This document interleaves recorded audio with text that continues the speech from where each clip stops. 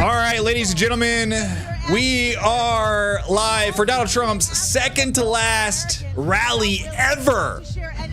Ever. This is Trump's second to last rally that he will ever have. Pittsburgh, Pennsylvania. Very, very important that Donald Trump wins Pittsburgh. If you live in Pennsylvania, that's a very scary thing. I don't care how many people you have to bug. And it's very familiar with this. Let me tell you. And how bad Pittsburgh must be one, or Pennsylvania. I keep saying Pennsylvania or Pittsburgh instead of Pennsylvania. Pittsburgh must be one. Pennsylvania must be one. All of the counties, all of the cities must swamp the vote in Pennsylvania. Very, very important. Huge. So if you guys are just now joining us, second to last rally. Donald Trump's last rally, believe it or not, is going to be in Michigan. Yes, my state. My state, Michigan. Unfortunately, it's not going to be anywhere close to where I live. It's going to be far, far away, hours away. So I won't be able to make it, of course. That's going to be, I believe, at 9:30 p.m. my time, roughly. I may or may not stream that rally, possibly. But let's go. I released a video just not too long ago on Pennsylvania and the rally, or the support, the rally goers, the Trump supporters that are lined up outside the PPG Arena. And it's looking good, guys. Things are looking up. We are so back. We're back, boys. Trump is back. We are taking the White House. We are going to get vengeance for Peanut the Squirrel. Yes, I don't know if you guys heard about that story. Peanut the Squirrel. TikTok squirrel sensation was seized from this. I believe the guy had some sort of animal rescue. If you guys are on social media, you probably have seen something about this. If you guys are not on social media, you're going to be like, what the heck is this guy talking about? But no, there's this squirrel. He was like kind of a black squirrel, I believe. This guy owned it along with a raccoon, right? I believe he ran an animal rescue business or something, like animal rescue farm. He's doing this. New York Nazi agents swooped into his house, and this is serious. This is real. They seized Peanut the Squirrel. These are Democrat Nazis, just fascists. Seized the squirrel and the raccoon.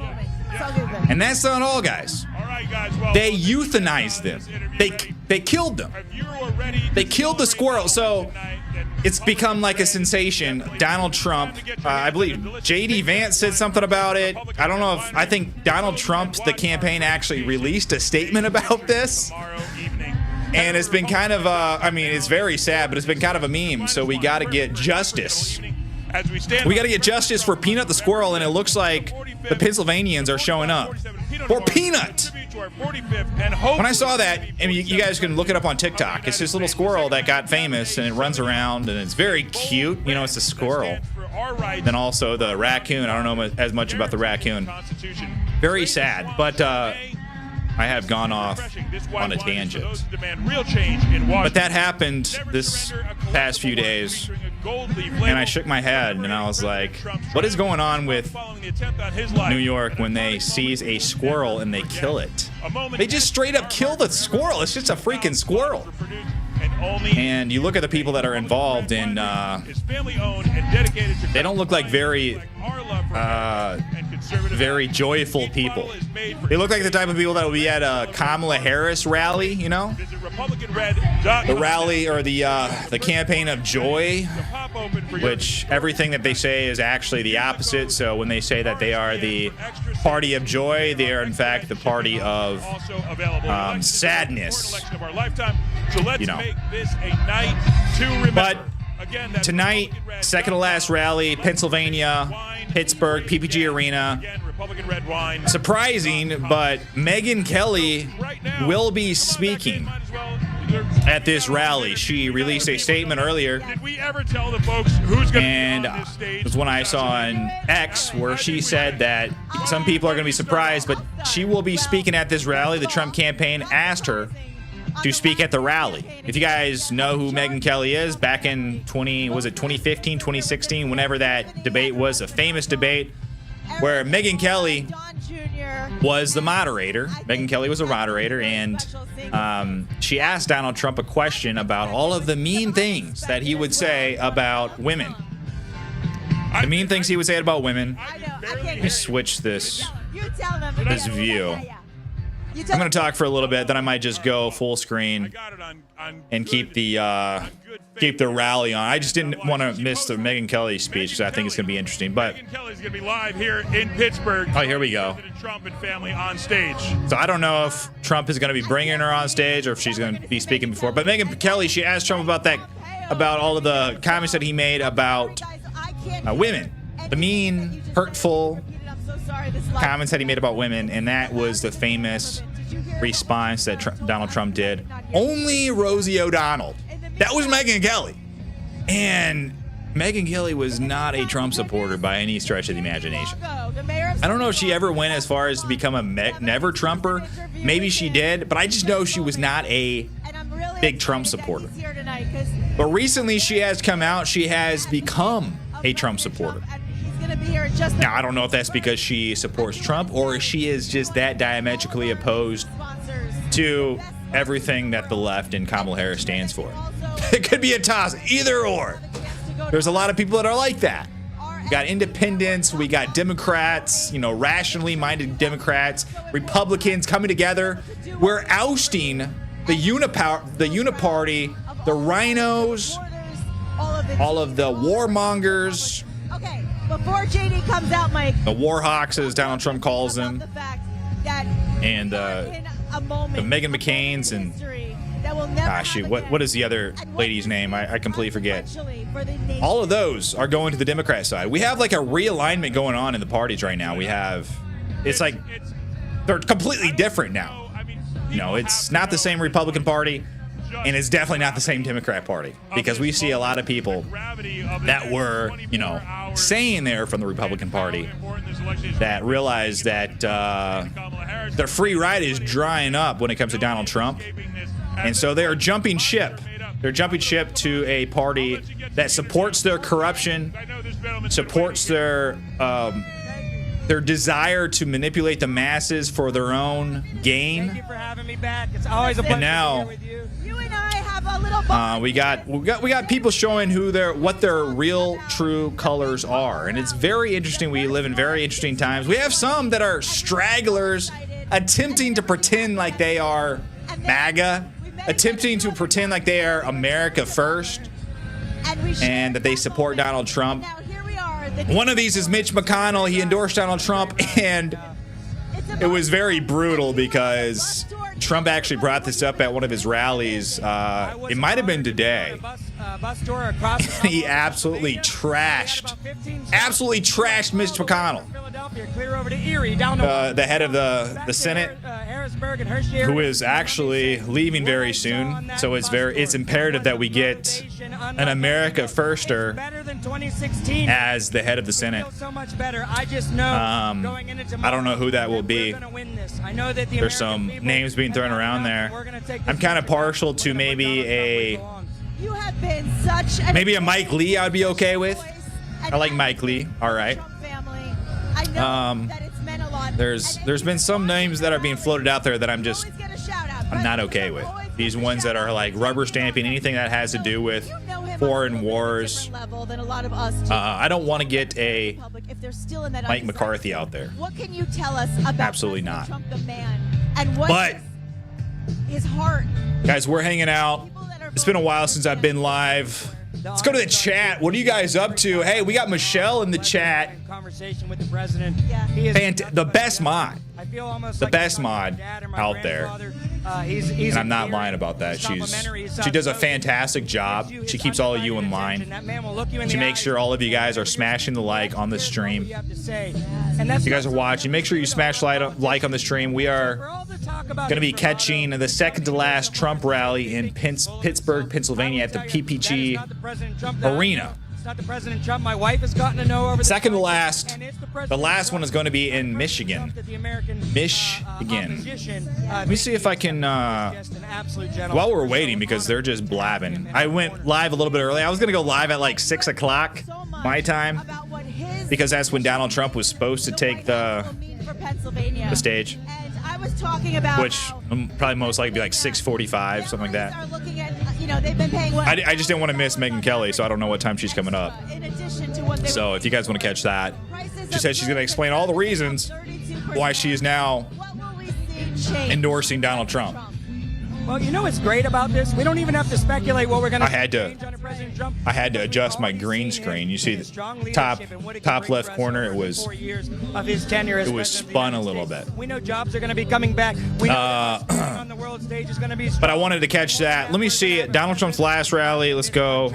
first on his The list. Trump schedule, Trump events. And by the way, you and I talked earlier, and I was saying to the voters, Fingers crossed I don't get taken down on YouTube today. Last time I went live, was it last time or the time before that I went live? I actually got my channel or my live stream just got taken down live. It was weird. we have to think about, So Monday, about the consequences. this is going to be the last rally So important. for Donald Trump today. Donald Trump has literally been going nonstop. The past, 2-3 days, he's done 10 events. And what's really funny is that you still have Kamala Harris, all of her social media accounts, her X accounts. She has like 2 main that I follow. One is Kamala HQ, and I think the other one is Kamala Wins. I follow those. Those are like her main accounts that post all of the propaganda and everything about Kamala, and then like attacks on Donald Trump. They are still going after Donald Trump and saying that he is too old, he is he's tired, he's decrepit. They're even saying he has like dementia and stuff like that, and he doesn't have any energy. And this guy literally has been going for like nonstop for the past, actually, like it's been a few months. I mean, he's held a lot of rallies, but these past few days, he's really kind of doubled down, and he's done like 10 rallies in the space of just a few days. I went to one of them not too long ago. Yes, ma'am, we are. It was last Wednesday, or this past Wednesday, Green Bay, Wisconsin, supposedly a blue state in a supposedly blue city, right? It's emotional. And it was Emotional. pretty wild, let me tell you. Let me see if I can bring up. Special. And we're about to. First of all, wait. We got, okay, so last rally is going to be Grand Rapids, Michigan. Just to let you guys know about that. Grand Rapids, Michigan is going to be his last rally. We will make history tomorrow. Oh, absolutely. So as soon as this rally is over, Grand Rapids, Again, get ready for Donald Trump. But I want to pull up this video. I posted it on X. It was a video of the line in Green Bay, Wisconsin. Some of the elderly folks that have been standing in line all day. Let me see if I can find it. Here we go. Okay. They come to these events. It gets So this is the line. Let me silence this. See if I can put the sound up. Oh wait, no. This is a video of the snipers. So we have snipers, Secret Service snipers. They're on top of this building that actually was under construction. But you can kind of see the line right there. That's just one part of the line. Oh yeah, that was pretty cool. The security at this event, they had a Coast Guard helicopter that was flying above the event, above the line. Let me bring this bigger so you can kind of see, since we're just waiting on something to happen at this rally. Looks like we're still waiting. We're still live. But no, this was actually the line to get in to the Resch Center. So the Resch Center is the largest arena in Green Bay other than Lambeau Field. I believe it holds like 10,500 people. But we walk around into this parking lot and look at the size of this line. Now, this might look like a crowd of people that we're looking at here, but this is actually not just a crowd of people. This is a line that loops back and forth across this giant parking lot like 4 or 5 times. This is Green Bay, a supposedly blue city in a supposedly blue state. And that it was not the end of the line. So me and my buddy were walking. I saw that crowd. I had to take a video of it. So I'm thinking we can get back to the back corner of this, parking lot, and we'd be able to reach the end of the line. Yeah, not so much. Trump to be our president of the United States. Who's this? Who do we got speaking here? Boy, it's great to be here. Usually I'm here with my son Dan watching a hockey game. All right, I'll put my story on pause while this guy talks. I see farmers. I see factory workers. I see nurses. I see doctors.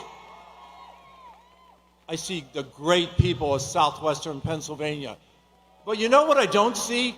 I don't see any garbage. I see patriots. I see proud patriots. Patriots who support Donald J. Trump. I want to acknowledge the law enforcement who are here to protect each and every one of us. Would you please stand and allow us to thank you for your support? Thank you. Thank you. Thank you. I would like to acknowledge the United States veterans who have served to keep this great country safe. Please, veterans, stand. Let us acknowledge you. Thank you. Thank you.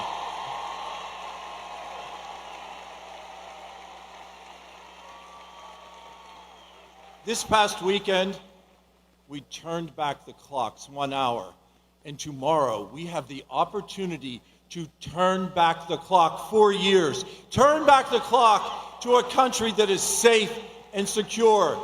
Turn back the clock to a president who wants to defend our southern border, who understands the opening of the southern border and how that has allowed crime to pour into our country, how that has allowed fentanyl to cross our southern border at free will through the cartels, to poison our children, our neighbors, our family. It is time to re-elect Donald J. Trump to make this sovereign country once again secure.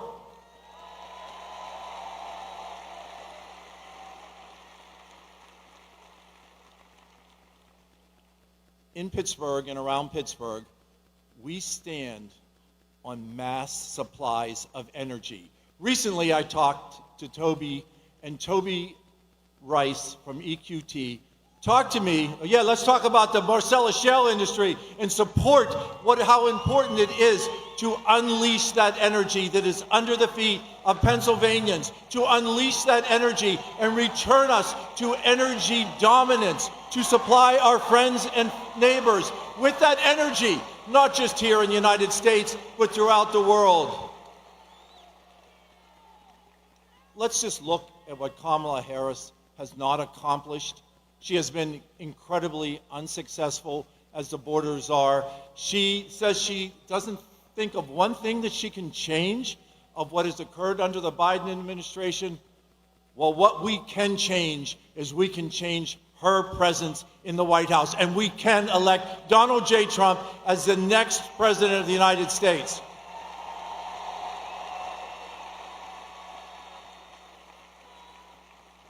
America, we're at a turning point, and that turning point is clear to each and every one of us here tonight at PPG Paint. We understand the importance of having a country that is free. We understand a president who wants to support our Constitution and support all our free speech, to support our Second Amendment rights, to support who we are as Americans, and not to disparage us. We were called individuals who hug our guns and Bibles. We were called garbage. But who we are American citizens. We are proud American citizens. And once again, we will be respected by the President of the United States. So tomorrow, for those who have already voted, I thank you. For those who haven't voted, cast that vote. Allow us to return to the freedoms that we had under Donald J. Trump. And there's a second very important position on that ballot, and that is for U.S. Senator. And we have the opportunity to send Dave McCormick to Washington to be our senator.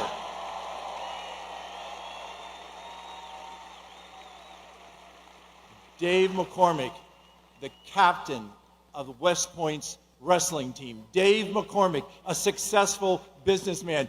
Dave McCormick, a proud American. Dave McCormick, who will work. Donald J. Trump's going to be our quarterback, but we need Dave McCormick to be that flanker. We need that protection in the U.S. Senate.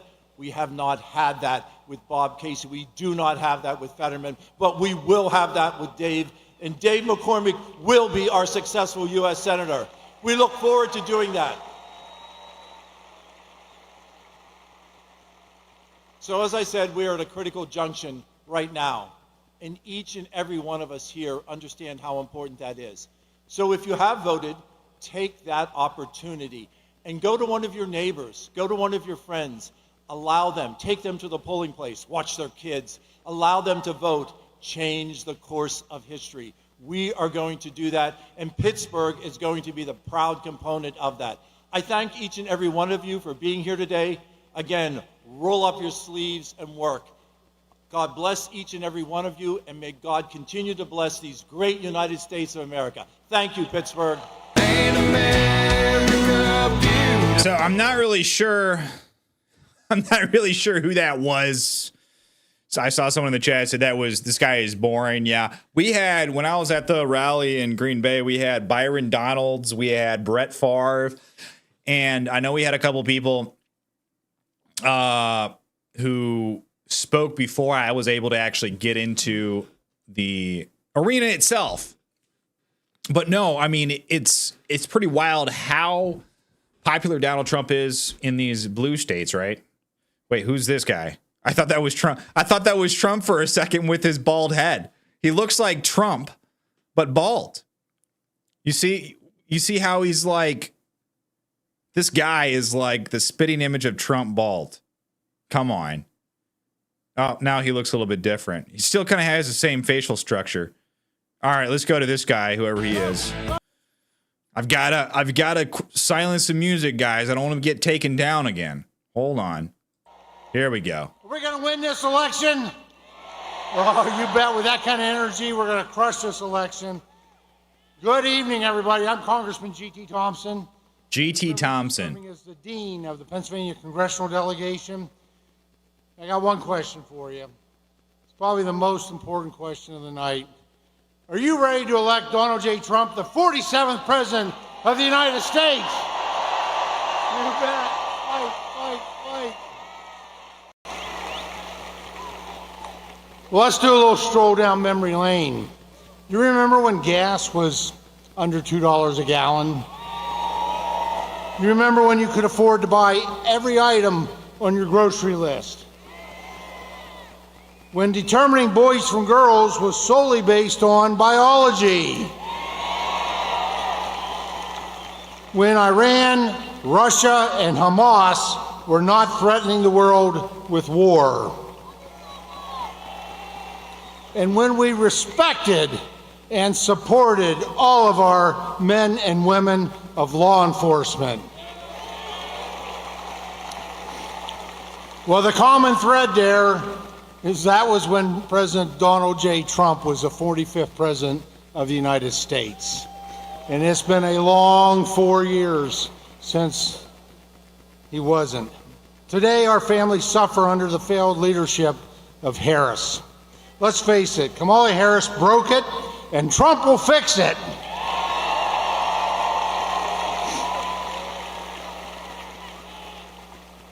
You know, for America to succeed, America must be strong, and Pennsylvania must be strong. And that's not going to happen if Kamala Harris gets another 4 years. It's time to turn the page and close this nightmare book. Let's send her back to San Francisco.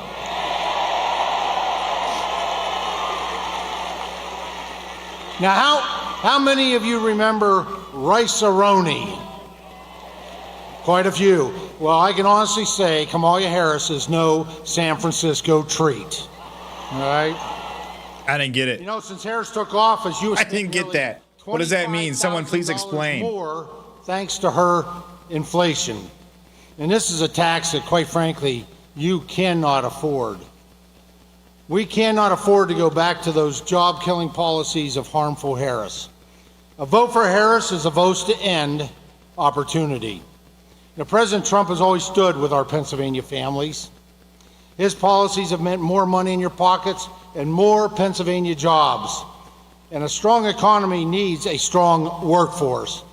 In 2018, I was proud to stand in the Oval Office with President Trump. Now, I'm in Center County. I'm from a town, the metropolis of Howard, Pennsylvania. 600 people, one red light. And yeah, it's a great place. It's home, born and raised. But to be able to have the privilege of standing in the Oval Office with President Trump as he signed into legislation my bill modernizing career and technical education, restoring rungs and a ladder of opportunity. You know, as the first Pennsylvania member of Congress in 170 years to chair the U.S. House Agriculture Committee, I also want to take an opportunity to do a shout out and to thank all of our farmers. A big hand for those who provide us all that we need. These are hardworking folks. They make up our #1 industry in the Commonwealth of Pennsylvania, and they're critical to our economy. These hardworking Pennsylvania farm families provide us with food and fiber and fuel that we depend on each and every day. But our farmers under Harris are struggling with a farm crisis that is creating food insecurity for you and national insecurity for our nation. I have to tell you, having worked closely with the man, President Trump has always had the farmers' back, lowering their costs, reducing their regulatory burdens, and expanding their markets. As Ag Chairman, I look forward to once again working with the farmer's friend, Donald J. Trump, to make agriculture great again.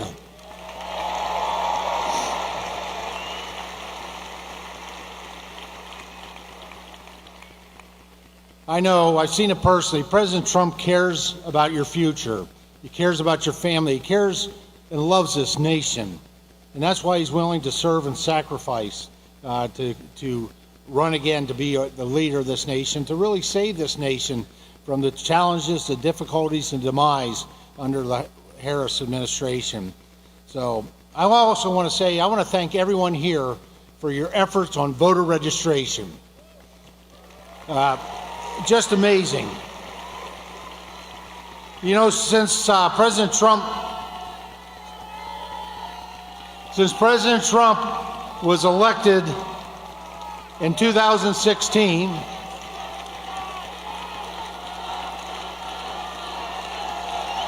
what's going on? Is there something? This guy looks confused. I'm confused too. President Trump was elected in 2016, Pennsylvania now has 226,000 fewer Democrats than what it did. And over 400,000 registered more Republicans. That is how we make this election too big to rig. Now I want to do a shout out to just a couple people that are American patriots are running. They're running in this area. A big shout out to State Representative Rob McCurry, who's running for Congress in PA 17. And James Hayes, who's running in PA 12 for Congress. So Pennsylvania, stand united to be Pennsylvania strong and Pennsylvania proud, and stand united to elect Donald J. Trump, the 47th President of the United States. God bless. All right. There we go. We got a good speech from JT, whatever his name is. Let's see. I wonder how, let's see, we're at 5:40, so we got about 20 minutes before Donald Trump takes the stage, which is probably more likely like 45 minutes before Donald Trump takes the stage.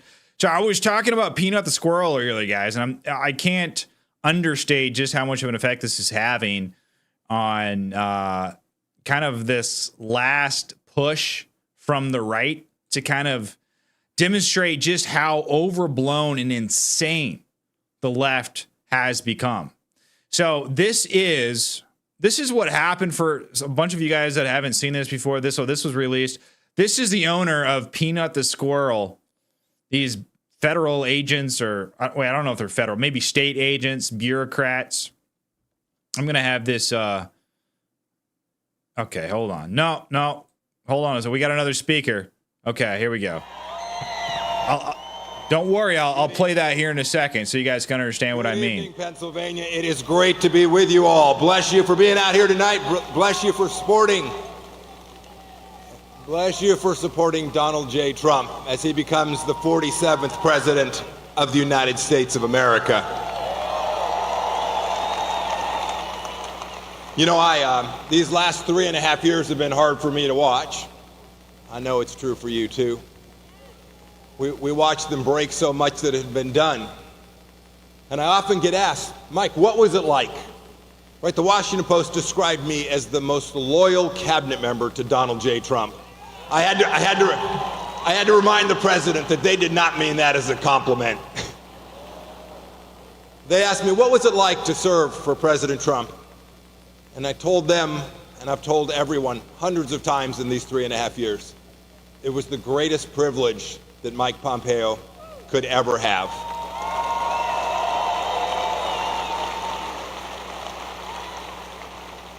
It was a privilege because we had peace. You had prosperity. They didn't fly Chinese spy balloons over the United States of America. Indeed, had they done so, I would have been the former Secretary of State, and rightly so. We understood that peace mattered, that wars were bad, and that our servicemen and women deserved leaders who our adversaries feared and our friends trusted. And it kept you safe. It kept me and my family safe. It made America first again.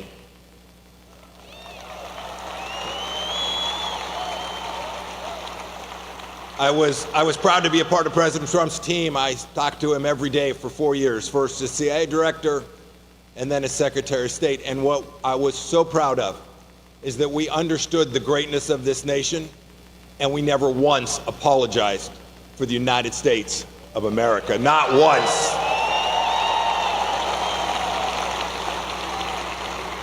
Now, President Trump's going to secure our southern border. We will bring peace back to the world. Wait a second. This is Mike Pompeo?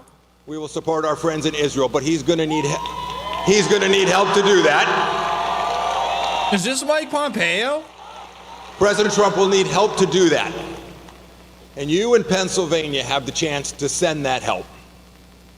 I've known Dave McCormick. He looks different. For 40 years, since we were cadets at West Point when I was a much Oh my God, I cannot stand this guy. And when I think of Dave McCormick, who will be the next senator from this guy needs to be booed off the stage now. I think about what our founders believed, the men and women who shaped our Constitution and who believed so deeply in American greatness. They were thinking about people. This guy is trash. Just like Dave. This guy is pure garbage. This is the garbage that Biden was talking about. This guy.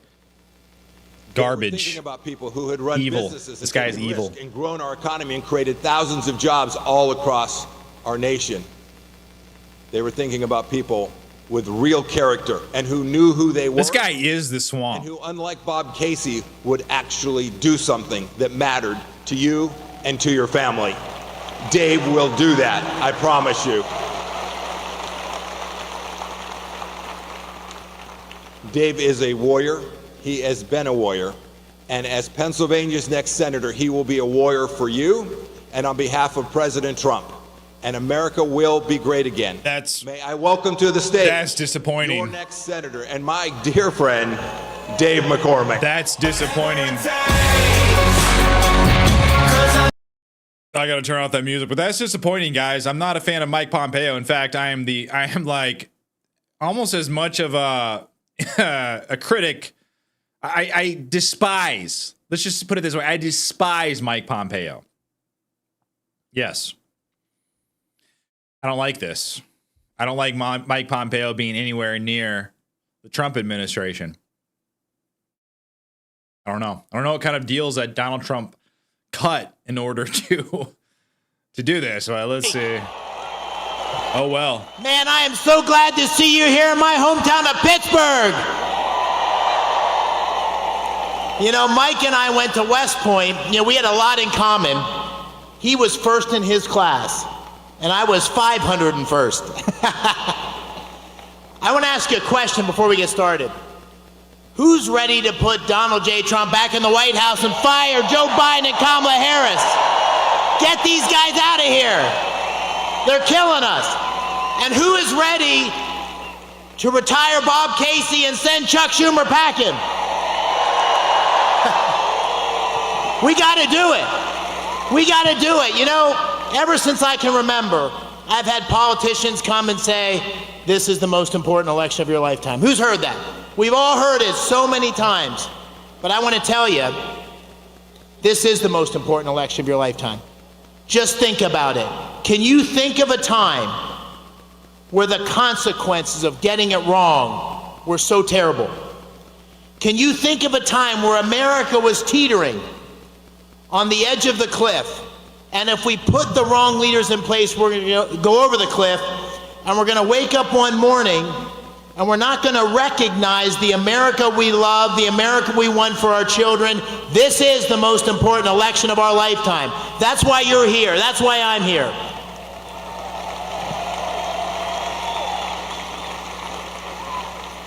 And you know, the choice in front of us could not be more clear. It couldn't be more clear. The choice at the top of the ticket is between strength, the guy you saw in Butler saying, fight, fight, fight, and the weakness, the disgraceful weakness of Biden, Harris, and I'll throw in Bob Casey.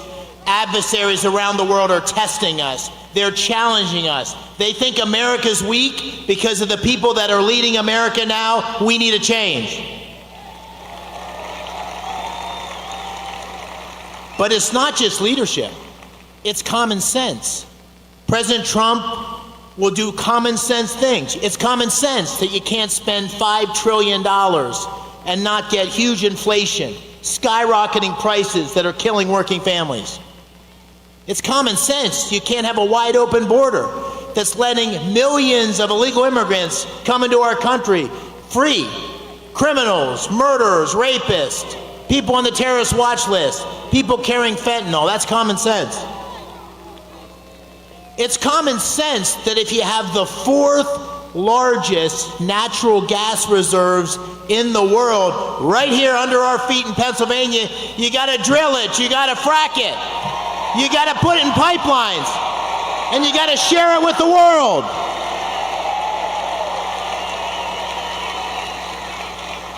And it's common sense that if you want peace, if you don't want the bullies on the playground pushing us around, you got to be strong. And the only way to have peace is strength. That's common sense. And in Kamala Harris, you have the weak, liberal, extreme agenda. Don't believe me, in her own words. In her own words, she wants to ban fracking and transition energy workers. In her own words, she wants to give citizenships to illegal immigrants and make sure they get federal benefits. In her own words, she wants mandatory buybacks of your guns.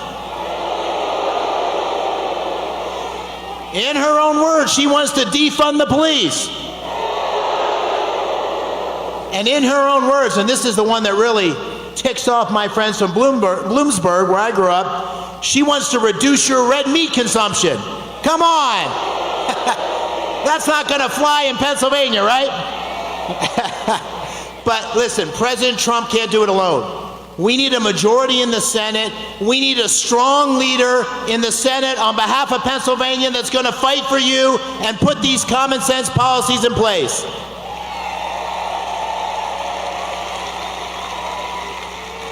And here you have another choice. It's a choice between change and the status quo. It's a choice between a seventh-generation Pennsylvanian, was born in Washington County, someone who played football and wrestled, in the summers baled hay, trimmed Christmas trees, busboy, paperboy, went to West Point where I wrestled, Ranger School, 82nd Airborne Division, combat tour in Iraq, and a successful business guy. That's what I represent. I represent change. And I'm running against a career politician, 30 years in elected office. When he was first elected, the Macarena was the #1 song on the charts. He has not done anything. When the bullets start flying, he ducks. And he votes 98.6% of the time with the liberal extreme Biden-Harris agenda. And you know what really ticks me off? Someone said to me the other day, they said, "Are you running for the Casey seat?"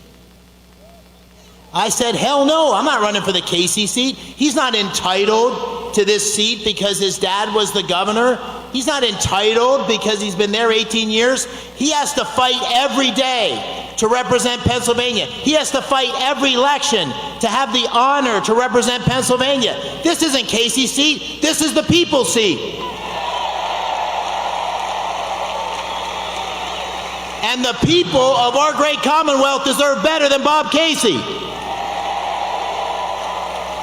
And so that's why this election is so important.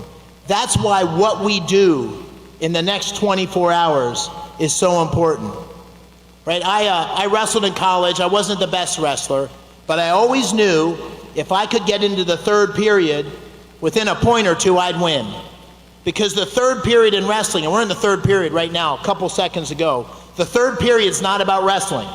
It's about mental toughness. It's about heart. It's about fighting for the last second until the buzzer goes. We need to do that. We need you in the next 24 hours, not just to vote. We need more than voting. We need you to tell 10 friends and 10 friends and 10 more friends. We need you to put up signs. We need you to say lots of prayers. We need you to do everything we can to take back our country.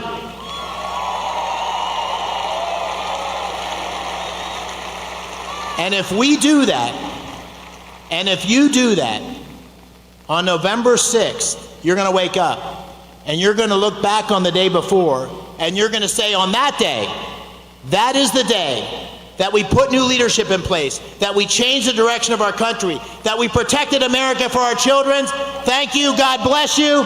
Let's go make Pennsylvania great again. Thank you. All right. Yes. Oh shit, what's going on here? All right, gotta silence that music, guys. YouTube, very touchy lately. I don't know what happened. I was streaming Donald Trump's Madison Square Garden rally, and they just sniped my stream in midair. I was falling through the air. I got literally I was like a duck. I was a sitting duck, and YouTube brought out the shotgun and just got me and just took my stream off. And I was like, what's going on? I don't know. I got some sort of copyright situations. I don't know if it was the stream, the stream I was playing, or if it was the music. Usually I don't have problems with music, you know. But that time I did. I don't know what it was. But I'm gonna bring this off of here. I'm gonna watch this on my other screen to make sure I don't miss any speakers. Is this someone coming up? No, okay. But I wanted to play this for you guys. This is the peanut situation going on right now, and now this is being talked about all over the place. And Elon Musk and Joe Rogan just talked about this. So this is what happened in New York. That they have euthanized Peanut. And the raccoon as well. And the raccoon as well. I am so sorry. This must be really difficult. So that's Peanut right here. This is this TikTok star and the famous Peanut person. Difficult for you. And he describes what happens. My family apart, but Peanut was the cornerstone of our nonprofit animal rescue. And 10 to 12 DEC officers raided my house as if I was a drug dealer. I was sat outside my house for 5 hours. I had to get a police escort to my bathroom. I wasn't even allowed to feed my rescue horses breakfast or lunch. I was sat there like a criminal after they interrogated my wife to check out her immigration status, then proceeded to ask me if I had cameras in my house, then proceeded to go through every cabinet, nook, and cranny of my house for a squirrel and a raccoon. They got a search warrant? They got a search warrant 4 departments and a judge signed off on a search warrant for a squirrel and a raccoon. And then they took them and killed them. Why did they go through all that to get a search warrant for an animal that had been with you very safely, and the world witnessed this for 7 years? Why now suddenly did they show up with a search warrant and take these animals? We haven't a clue. We don't know who made the complaints. Again, Peanut was an indoor squirrel, not harming anybody. He's been with us for 7 years. Not a single complaint was ever filed for this animal. We had him for 7.5 years. He became the world's most famous squirrel. We weren't hiding him by any means. He was all over TikTok. He became the first squirrel on TikTok to ever hit 1 million followers. He did every news station around the world. He's helped people. He's helped kids gather joy. And then we started a nonprofit animal rescue called So this video just went absolutely viral. Okay, because why do you have, what do these say, FEC agents? I don't even know what that is. Come down on this person's house, take his squirrel and his raccoon. So this is the raccoon that they took, right? That you wouldn't be. Okay, I can't play. There's music in that. So that's the raccoon. The raccoon's name is Fred. They took this squirrel and this raccoon named Fred, and they killed him. So this is the squirrel, Peanut. Well, I mean, what's the point? I mean, don't kill these animals. I mean, let them loose. You know, at the very least, why are you euthanizing them? So this has been a rallying cry. This has been mentioned by the MAGA crowd. I mean, it's become huge. It's become huge. There was even articles written about it. How a squirrel named Peanut became a rallying cry by the far right. You know, all these fear mongering outlets. But now we have Joe Rogan talking about this. Hold on a second. Hold on. Now, let's see. Here we go. Right here. Don't worry, guys. There's no one talking on this other screen here. I'm watching it. So Joe Rogan just had Elon Musk on his show, and they talked about Peanut. And Joe Rogan's like, he's like, it's kind of messed up. This is why it's important to vote, because these laws, these people that enforce the laws or whatever it is, I mean, when they kill a cute little squirrel, I know it sounds like such a small thing, but it's just a squirrel. Are you kidding me? You're going to kill a squirrel? Come on, they're cute. I mean, they might be rodents or whatever, but just let it go if it's such a big deal. But this is what Elon Musk and Joe Rogan had to say about this. Oh, let me unmute this. Somebody killed your squirrel. I mean, if somebody killed your dog, you'd be really inclined to kill them too. Yeah. Somebody killed your squirrel. Yeah, John Wick. Yeah. The fucking squirrel thing is bananas. Yeah. That squirrel thing in New York? So here's the thing about the whole squirrel thing is that how can it be that we live in America, supposedly land of the free, and the government can barge into your home with guns, so if you resist, you're going to get shot, and then take your pets and execute them. And if they can do that to your pets, what do you think they can do to you? I know that's not an exaggeration. Absolutely. It sounds like you're oh, that's so crazy. How can you make that connection? But it's not. Look at this squirrel. He's got a little cowboy hat on. Look at him. I mean, come on.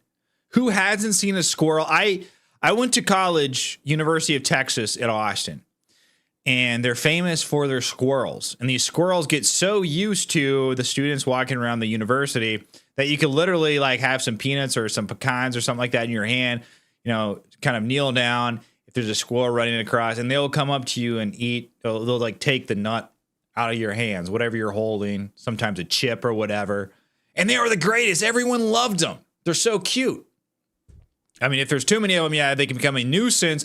But this guy was literally taking care of the squirrel and this raccoon. I guess he had some sort of animal sanctuary. And the government came in and took it. And I don't know how they killed it, but they euthanized it. They killed the squirrel. Saying they euthanized it is like too nice of a word to explain what they did. I would just like to say they killed it. But some social media platforms. They don't like you using that word. But let's listen to the rest of this. No, Why would you kill that cute little squirrel that was obviously a pet and trained from the time it was a baby? Yes. If you see the interaction that guy has with that squirrel, it was wonderful. It was really cute. Yes, absolutely. It was just obviously it was a beloved pet squirrel and a raccoon too, and doing no harm. And the government comes in, barges into the guy's house, takes his pets, and kills them. And you know, I think this should really get people out there mobilized, frankly, because you know, when you say that, like the John Wick movie, where John Wick's like, you know, he just wants peace, like, you know, in the John Wick movie, he's like, listen, I want to retire, and they offer him like tons of money, like to eat, because they want him to be an assassin, to keep being an assassin. Like they offer him tons of money. They threaten him. He's like, listen, I'm not going to be, I'm out, you know, and they kill his dog. That was a bad idea. Drinking warm water before bed flushes 1 pound. That was a really cute little Thousands of puppy, Americans and the are puppy already- was his ex-wife's gift to him when she died of cancer. Yeah, Great movie. great movie. The best revenge movie of all time. Because it's so ridiculous. He kills everybody. Yeah, he kills everyone. And you're rooting for him. Freaking out about. They shouldn't have killed his dog. Yeah, they fucked up. And they shouldn't have killed that squirrel. They should have killed Donald Trump that Jr. squirrel. here with an urgent message about America's it's like, irreversible path towards financial How many cases have we not heard about? Guys, you know? the numbers don't lie. Our nation's debt is spiraling out of that control. squirrel clearly had a love relationship with that guy. He would hop all over him and climb on him. I mean, that was his pet. That squirrel thought of that man as his protector, as his companion. You know? There was nothing wrong with that. And in Texas, it's totally legal. You could have a fucking zebra out here. You could have whatever you want. And that's the argument for freedom. What the fuck is wrong with you? Why are you killing that squirrel? It doesn't make any sense. Yeah, and then to add insult to injury, there were a bunch of people on the left who were like actually posting that they're glad that MAGA squirrel got killed. Which is MAGA squirrel. Yeah. Like the fucking squirrel has an ideology. It's a cute So a little bit of some language there. I was trying to bring up this pop-up right here to show you guys that there's no speaker up there. But that's the kind of the story with the squirrel, guys. So it's become huge. We have Democrats euthanizing cute little squirrels and raccoons that people are just taking care of and videoing for the viewing pleasure of other people. This squirrel had the life. This squirrel was famous on TikTok. This guy ran an animal rescue. Lots of people loved watching the videos. I had personally never heard of Peanut before. And now, just like that, Kamala Harris herself came in with a Glock, with her Glock, you know, the one that she definitely has, you know, the Glock that she definitely has shot many, many times. And she used it as target practice. Can you believe it? Kamala Harris herself used Peanut the squirrel as target practice. That alone should be a reason to vote against Kamala Harris. They are killing the squirrels. They're eating the dogs. They're eating the cats. They're eating the pets of the people that live there. And they are shooting the squirrels. It's very concerning, but let's go back, guys. I've run out of things to talk about. Of the working American. Okay, we don't have any music. We're gonna throw it to RSBN for a little bit to give them what they need to not only survive but to thrive in this country that we're so blessed to live in. I know you can't hear me. I know. You know what we can do? We can go to the chat. How about that? Let's go to the chat. Interact with you guys for a little bit because we got some music in the background. What do you guys think about that squirrel thing? It's sad, right? I mean, come on. It just confounds common sense. It just goes against common sense. I just don't get it. It's just crazy. But we are 5 minutes after the top of the hour, 6:05. So we should be having Donald Trump coming out very soon with Megyn Kelly. I started early because I thought maybe Megyn Kelly would be one of these pre-speakers in the rally, but it seems like Donald Trump might be introducing her, or maybe she's introducing Donald Trump. I don't know. Sometimes Donald Trump, he'll have these speakers that come up before him. And then, like, for me, shoot, I forgot who it was that introduced Donald Trump when I was in Green Bay. But we had Byron Donalds, Brett Favre, a couple other people. Someone else introduced him. And then sometimes he'll bring people up in the middle of his speech. So I wanted to start early just to make sure we didn't miss Megyn Kelly, because I think that's going to be, I mean, I'm not a huge fan of Megyn Kelly, but I get it. There's a lot of people, a lot of women that like her. So I guess, he's Kamala's leading with women. That's just the facts of the matter. It seems like it, at least. But let's see who we got in the chat. We got a lot of people I recognize. Hey, we got Jeremy Brummer in the chat. How's it going, Jeremy? My man, he said Elon went straight dark MAGA. Yeah, he did. And he didn't just go dark MAGA. He went dark Gothic MAGA. And it's very concerning because dark Gothic MAGA, if you look at the font on the hat, someone did like this in-depth analysis on the font on Elon Musk's hat when he went dark Gothic MAGA during that Madison Square Garden rally. And they analyzed the font. And apparently, this is what they said. It's the same font that Nazis used back in Nazi Germany many years ago. So, yeah, they're like, this is not a mistake. It's just like, what do you guys? You guys are. I thought the right wing were conspiracy theorists, but you guys are analyzing fonts on a hat that Elon Musk made when he said he went dark MAGA, dark Gothic MAGA. It was just like crazy. We got Pete in the chat. He said, good to see you, Andrew, on live. Was thinking that liberal headhunters got him. No, they didn't get me. I've been trying to focus on doing some standalone videos because my live streams started to get kind of sniped. They kind of flatlined. And I talked to a consultant. He said, you got to go back to the standalone videos for a while until your algorithm picks back up. So that's what I've been doing. Let's see who else we got in the chat. We got Trium Infinitum in the chat. How's it going, Trium? Thanks for watching. They say it's more than just a squirrel and raccoon. Yeah, it really is. It's kind of the principle of the matter. I mean, it's not just a squirrel. It's kind of like when the government can go after such a small thing, just like with no shame, and they do something like that. It's almost like it becomes like a massive thing. You're like, wow, if the government can regulate and do something that messed up, even though it's such a tiny thing, how powerful have they gotten? How insane has their reach gotten when they even regulate, go after something like that? When they descend on this person's house and they take their pets, raccoon and a squirrel, they don't just take them and release them to the wild. No, they take them and they kill them. So you're right. It's more than just a squirrel and a raccoon. And they're cute too. I mean, come on, Peanut. I think it's spelled P''NUT.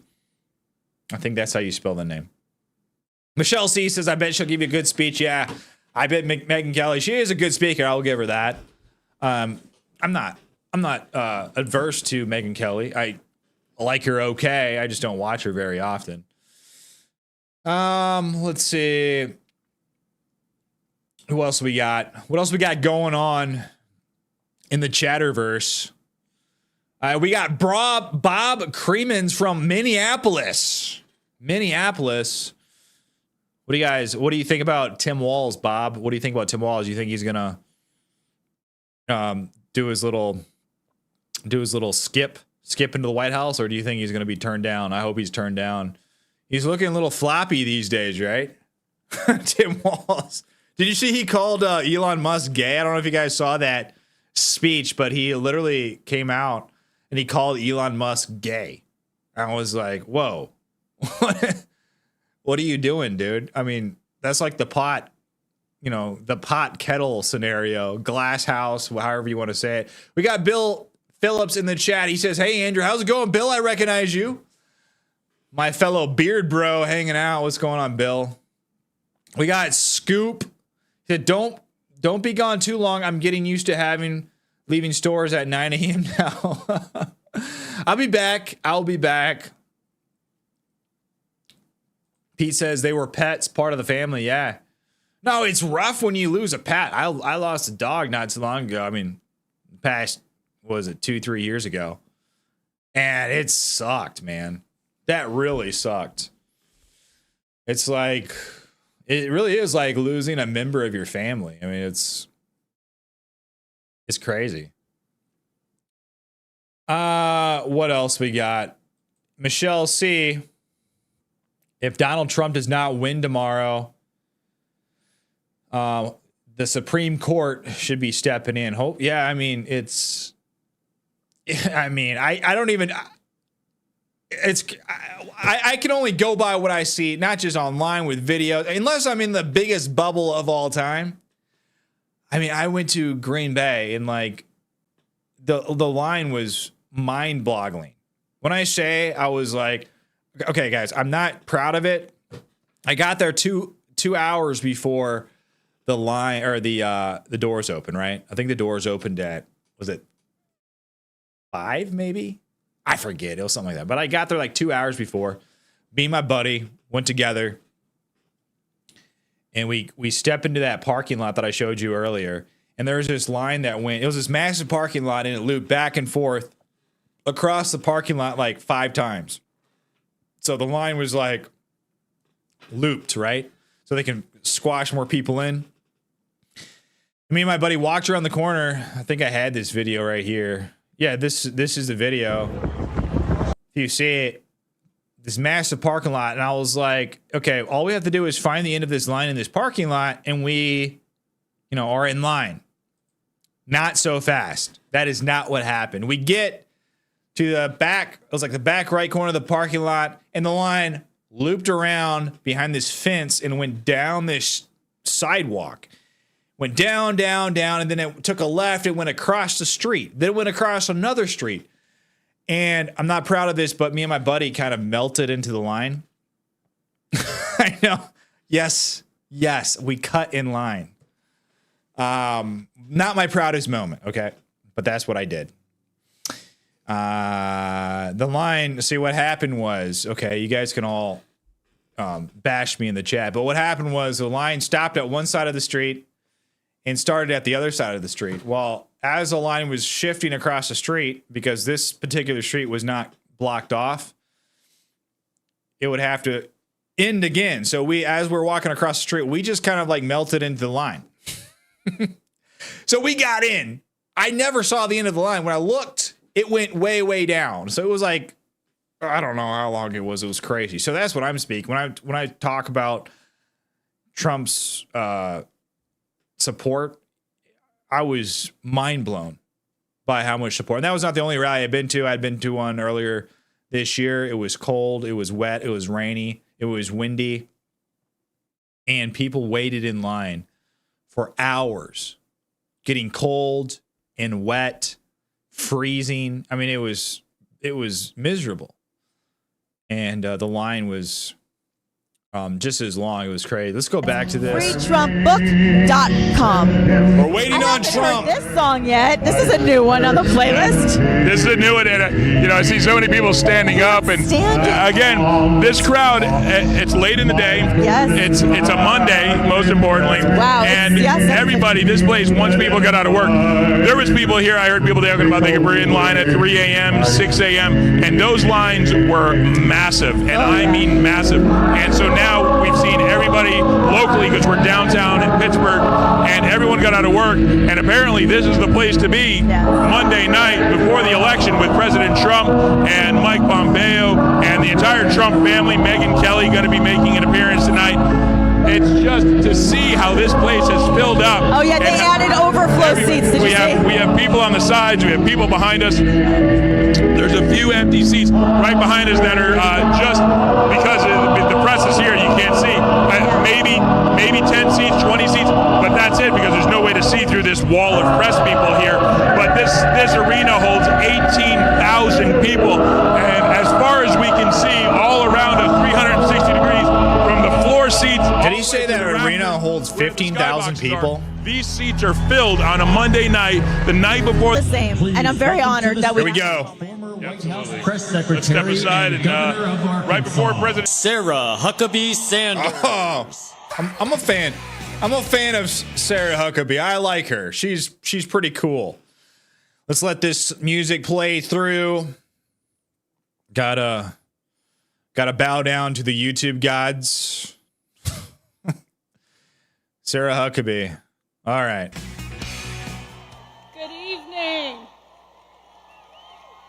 Who is ready to see Donald Trump be back in the White House after tomorrow night? What an amazing honor to be on this stage with America's favorite president.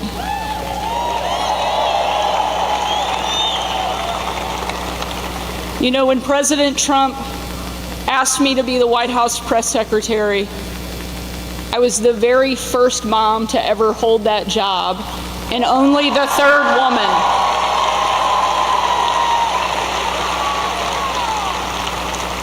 And when the left was relentlessly attacking me, kicking my family out of a restaurant, telling me I was unfit to be a mother, calling me vile, not even human, it was Donald Trump who stood up for me, defended me, and that's exactly what he does for every single one of us every single day. Yeah, she did a good job as press secretary. I liked her. The left loves to talk about empowering women, but they can't even tell you what a woman is. But Donald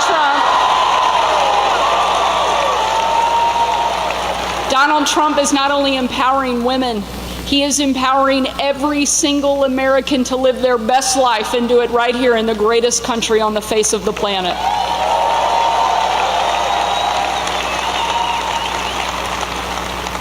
He cares about our country. He loves America.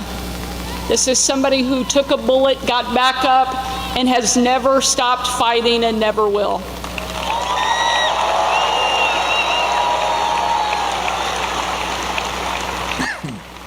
I think God saved Donald Trump because he's not finished with him yet, and America needs him now more than ever.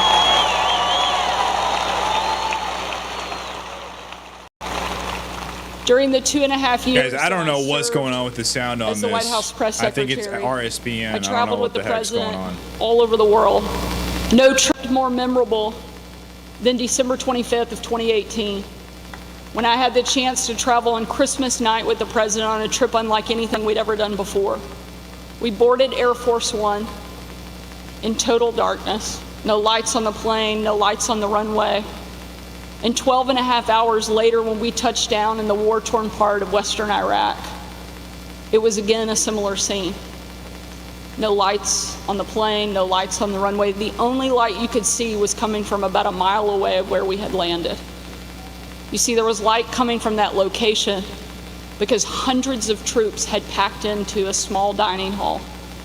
They had absolutely no idea that the President of the United States was about to step into that room. And when he, a sight and a scene and a sound unlike any other unfolded. You had men and women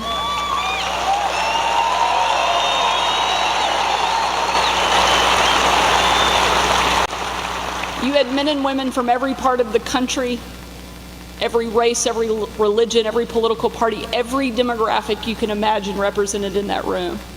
But in that moment, in one perfect voice, in total unity, they chanted over and over and over again, USA, USA, USA. It was an absolutely perfect picture of what makes America so incredible. You have people willing to put everything on the line so that we could live free in the greatest country the world has ever seen. And we have a president that understands it and is willing to fight to protect it. The reason America is the greatest country the world has ever known is because we're the freest country that the world has ever known. And we need a president who will stand up for that and make sure we have the ability to protect that freedom, preserve that freedom, and pass it on to the next generation. And that is exactly what Donald Trump will do every single day.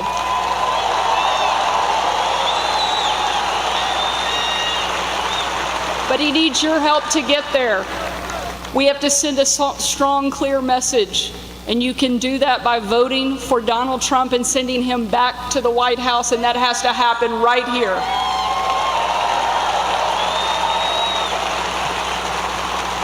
America needs Donald Trump in the White House, and no pressure, but we're counting on you to send him there. Thank you so much for being here tonight. God bless you, and God bless our great country. Thank you. All right, let's go. Guys, I don't know what is going on with this sound. This sound is so bad.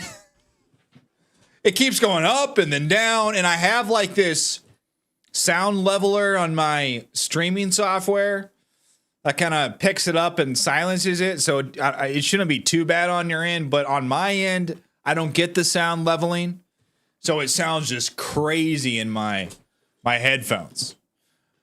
But yeah, so we got Sarah Huckabee Sanders. We should be having, hopefully, Megyn Kelly, Donald Trump coming up very soon. Very soon. I forget what I was even talking about before Sarah Huckabee Sanders came. She's looking good, guys. She's looking thin. She lost a lot of weight. That's all I know. I don't know if I saw a rumor on X that she was taking Ozempic. I don't know if that's true. Hey, we got Tulsi Gabbard in the house. All right. Wait, hold on. Wait for the music to stop. All right, here we go. Here we are.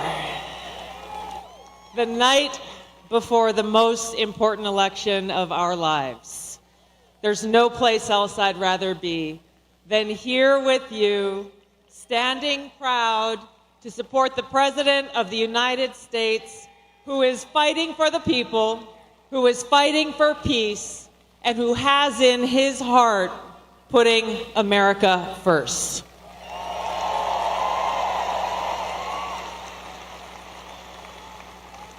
You know, the most important quality that I look for in any elected leader, but especially the President of the United States, is someone who wakes up every single day asking himself, what can I do for the American people? I just spent the first half of the day before I came here in Western North Carolina, and we went through different areas in Asheville and the surrounding communities where people are still suffering and struggling in the wake of Hurricane Helene. And I was moved almost to tears many times as people shared with me their stories of loss, the funerals that they are going to for their loved ones who were killed in that disaster. There was a firefighter that gave me this bracelet with tears in his eyes in memory of his battalion chief, Tony Garrison, whose end of watch was on September 27, 2024, because he went out to save someone's life and brought them back. He heard that there was someone else who needed help, went out, rescued them, and brought them back. They said, my parents are still out there, please go and help them. He went out to find them and never came back. On the bottom of this black bracelet, it says, greater love has no one than this, that a person will lay down his life for his friends.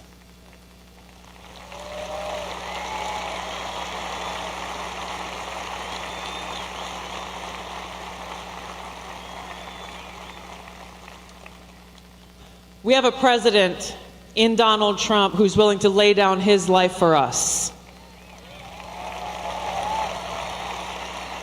Look at all the union workers back there with their hard hats on. To the people in Western North Carolina that he showed up there for them.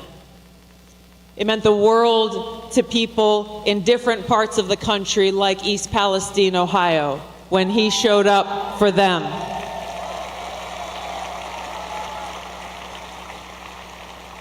That's the difference between President Trump and Kamala Harris.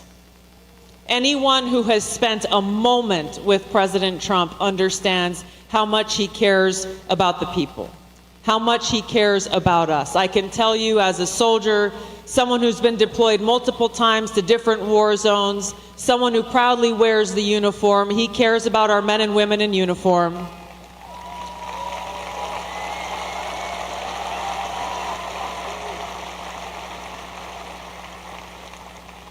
He is committed to ending wars, not starting them. He is committed to truly bringing about peace and having the courage and the strength to stand up against the warmongers in Washington. Our choice in this election and the victory we need to deliver for President Trump tomorrow is the choice between Kamala Harris and 4 more years of tyranny, poverty, and war, and more war. Or in President Trump, someone who will stand up and defend our freedom and put us back on that path towards peace and prosperity. Let's deliver that victory for Donald Trump tomorrow. Send him back to the White House where we can all join him to make America great again. Thank you all so much for your love of our country. Thank you for defending freedom. Let's make it happen.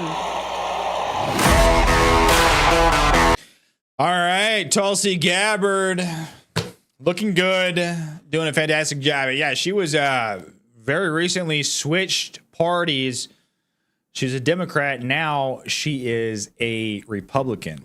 And she she's one of these people like, I mean, she went on, I mean, I look at these people who are Republicans who try to hide from long conversations, the people that just, they'll go on these very short segments on MSNBC or CNN, Fox News, and they'll have their like little soundbite that they make, and then they're done. But they never want to go in depth with what they really believe, right? So I look at people that do that, and I have a kind of just an inherent distrust of that, because if you're not willing to kind of talk with somebody on like a podcast or something like that, really flesh out what you believe, what kind of person you are. Like, what are you doing? You want to lead millions of people? You want to set yourself up as someone who knows what's best for me? Tulsi Gabbard is not one of those people. She will sit down. She sat down with Joe Rogan. It's been multiple times, and I really respect that about her. This was when she was a Democrat. I was pretty impressed. But she seems to be better than most. Let's just put it that way. Better than most. I'm not saying she's great. I'm just saying she's better than most, We'll have to see what she does in the future.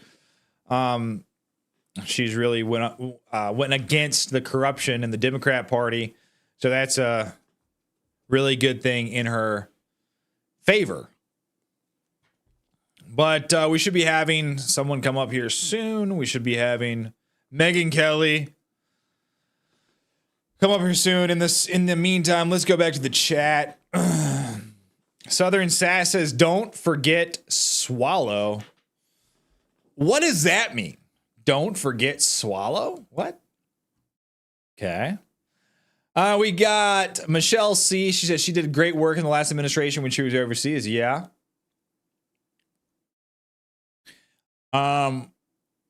We got Pete. He says she was a dino, and we're happy and grateful to have her on our side. Very true. Yeah, I like her so far. I like to see what she's doing in the future. Looks like, do we have some movement happening down here? No, that's just someone in the crowd. All right, let's see what else. What else are you guys saying? Leave a chat. What are you guys up to? We're just waiting for Trump to take the stage, waiting for the blonde bombshell, Megyn Kelly, to take the stage. She's endorsing Trump. Yeah, the one that's really bashed Trump for a long time, and then not too long ago she came out and she's all big Trumper now. So that's good. We see some of these stragglers, coming on board. AC Cruz says Elon is going to bust people to go vote tomorrow. Good. I think every trick that the Democrats use against us, we need to use against them. Because if we constantly play by, this strict code of conduct, and the Democrats are playing by a completely different code of conduct, eventually, they have a massive advantage. And I wish that didn't have to happen. I wish we weren't at that level where we have to bust people to the polls just because we're in such dire straits as a country, to where if Kamala Harris wins, it's bad. It's real bad. So good for Elon. I'm waiting on my check from him. I signed up I want to say I signed like 10 or 11 people for his petition. You got $47 per person that you signed up. I think I got like 10 or 11 people signed up. I could have gotten more, but it's hard sometimes. It's hard sometimes to just get some random person to sign your petition. Bill Phillips says, I'm just hanging out here with my friends this evening. Heck yeah, man. Glad you're hanging out with us. Punches Couches says, Megyn Kelly is a snake. Oh, yeah?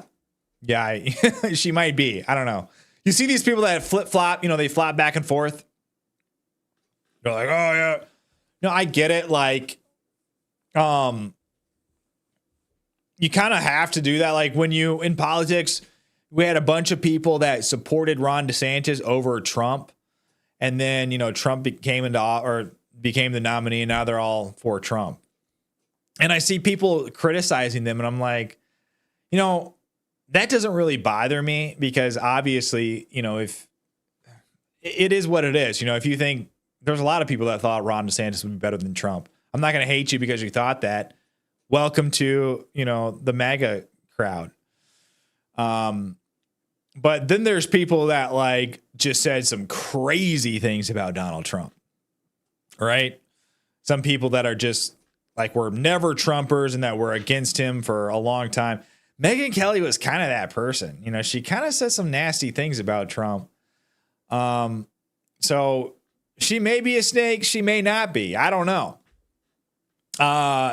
I'm happy that she is endorsing Trump. I think we need all of the help we can get. The one person I'm not happy about is the fact that Mike Pompeo is showing up to these rallies. Not happy about that at all. Really? Mike Pompeo? Get that guy out, please. Get that guy away from the MAGA crowd. Get him away. Talk about a snake. That guy is a viper. He's a venomous viper, Mike Pompeo. I don't want him anywhere near us.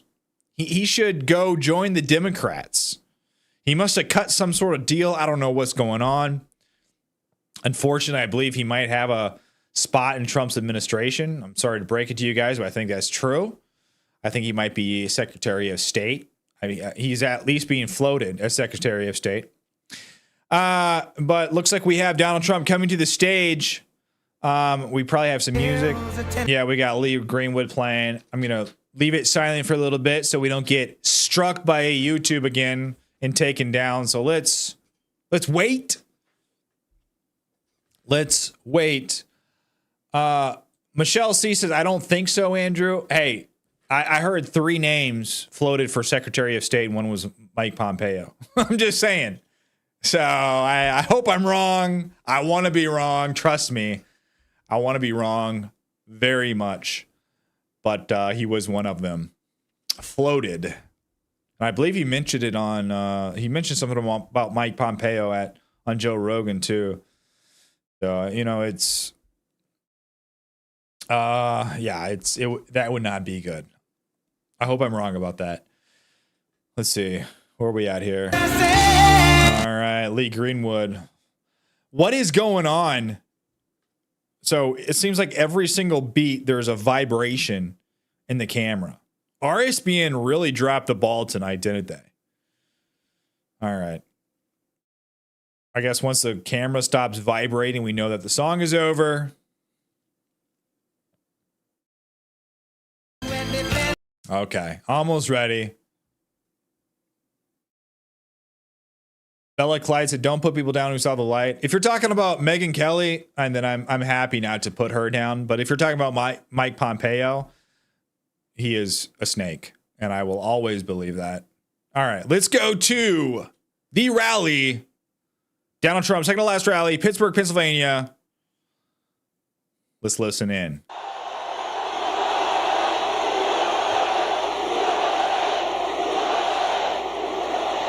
Wow, this is great. This is fantastic. A very, very special hello to Pittsburgh.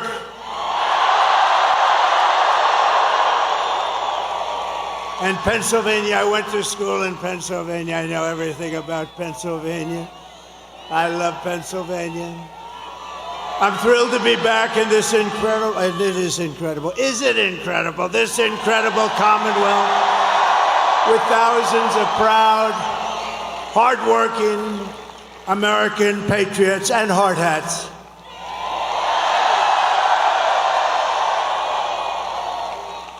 People have no idea how smart they are. These are great people, let me tell you. I love them. I'd like to begin by asking a very, very simple and easy to understand question. Are you better off now than you were 4 years ago? Does anybody disagree? It's dangerous, don't do it. But over the past 4 years, Americans have suffered one catastrophic failure, betrayal, and humiliation after another. Kamala Harris has delivered soaring prices and economic anguish at home, war and chaos abroad, and nation-destroying invasion on our southern border like nobody's ever seen before. She's actually a disaster. My message to Americans tonight is simple. We do not have to live this way. We don't. We don't. And we won't. We won't. We do not have to settle for weakness, incompetence, decline, and decay. With your vote tomorrow, we can fix every single problem our country faces and lead America, and indeed the whole world, to new heights of glory. And we'll help the world. A lot of people think we're isolationists. We're not. But we want the world to appreciate what we're doing. They have to appreciate that we're helping them. When we win election, only one day, oh, does that sound nice? One day from now. Oh. We've been waiting for 4 years for this. 4 years. Right? Look at all these senators. Look at all these senators and congressmen. We've been waiting 4 years. Oh, now it's what I've been saying. Only 1 year from now. Only 6 months from now. It's 6 months. 6 months. Even when I said only 10 days, it still sounded tomorrow.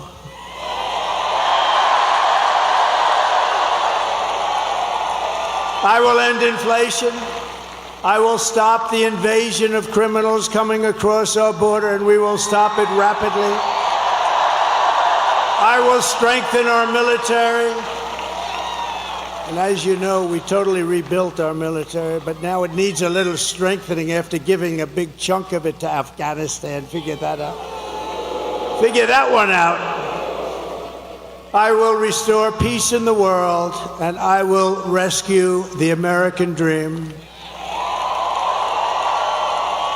Together, we will begin the 4 greatest years in the history of our country, and we will launch the most extraordinary economic boom the world has ever seen, and we'll do it by utilizing the assets that we have. If you vote for Kamala, you will have 4 more years of misery, failure, and disaster. Our country may never recover. Vote for me and I will deliver rising wages, soaring income, and a colossal surge of jobs, wealth, and opportunity for Americans of every race, religion, color, and creed, every one of them. A vote for Trump means your groceries will be cheaper. So many people mention, I go in, so many people mention groceries, that beautiful but simple word, groceries. Sir, my groceries. You don't think of it that way, but that's what they mention more than anything, my groceries. Your paychecks will be higher, your streets will be safer and cleaner. Your communities will be richer, and your future will be brighter than ever before.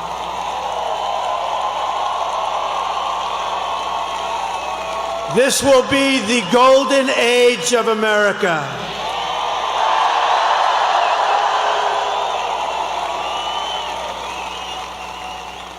Just a few months ago, in a beautiful field in Pennsylvania, not far from where we are tonight, an assassin tried to stop our movement.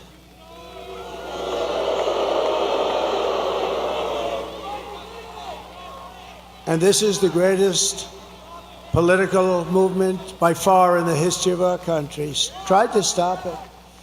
But that brush with death did not stop us. It only made us more determined to finish the job that we had only just started.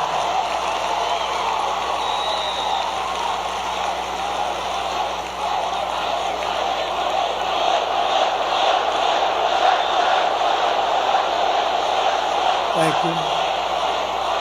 Thank you. Thank you very much. This is a frisky group.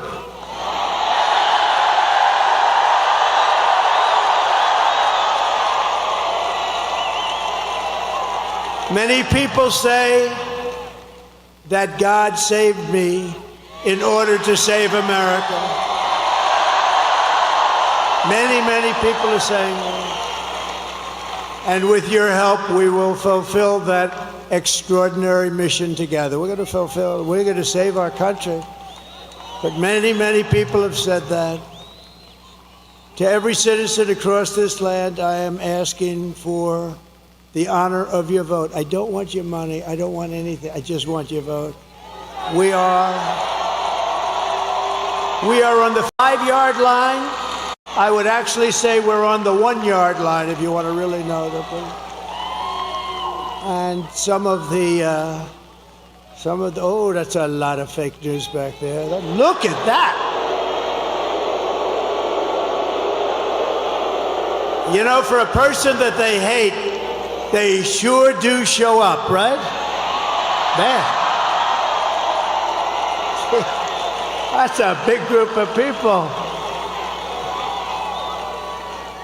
Some are actually good, and some are just absolutely terrible. All right, thank you for being here. Boo, boo, fake news. It shows that ratings are more important than hatred. I've always said that. As your president, I will fight for you every single day with every breath in my body. I will fight. Together we will save this country. We will defeat the corrupt system in Washington, and America's future will be an absolutely incredible one. That's what it is. But we got to start immediately. It can't wait any longer. It's not going to be possible. This is all you really need to know. It's simple, not particularly beautiful as a statement, but very simple. It's Kamala broke it. I will fix it.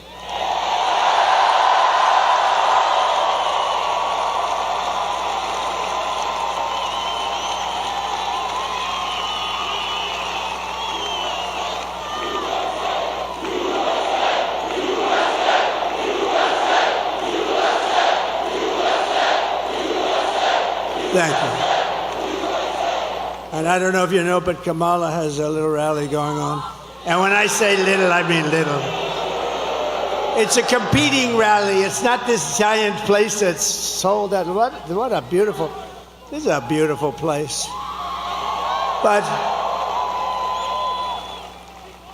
And it's quite embarrassing. It's all over the internet. She's screaming. And the people, it's about 100 people, they're not moving. They just, They just want to go home, just be gone. It's not quite this.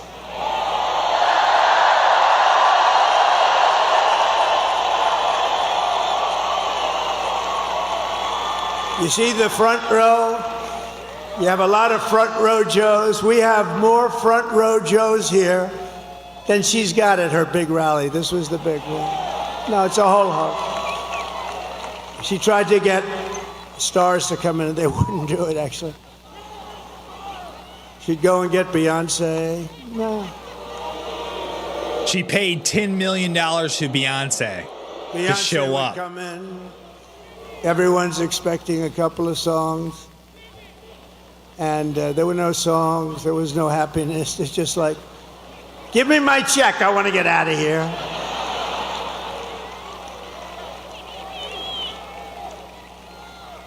But you always put the star. She should have learned this from Crooked Hillary. Always put the star after you. That way the people stay. Finish your speech. Let the star, and even if she doesn't sing, they booed like hell, but the press didn't play that. They booed both of them the hell out of the stadium. But you know what? Even though the act was terrible, it's like by that time you're out of the building, like Elvis had left the building. Elvis has left the building. Now it's terrible. They obviously forgot to get a star tonight, but we don't need a star. We don't need stars. I never had a star. No.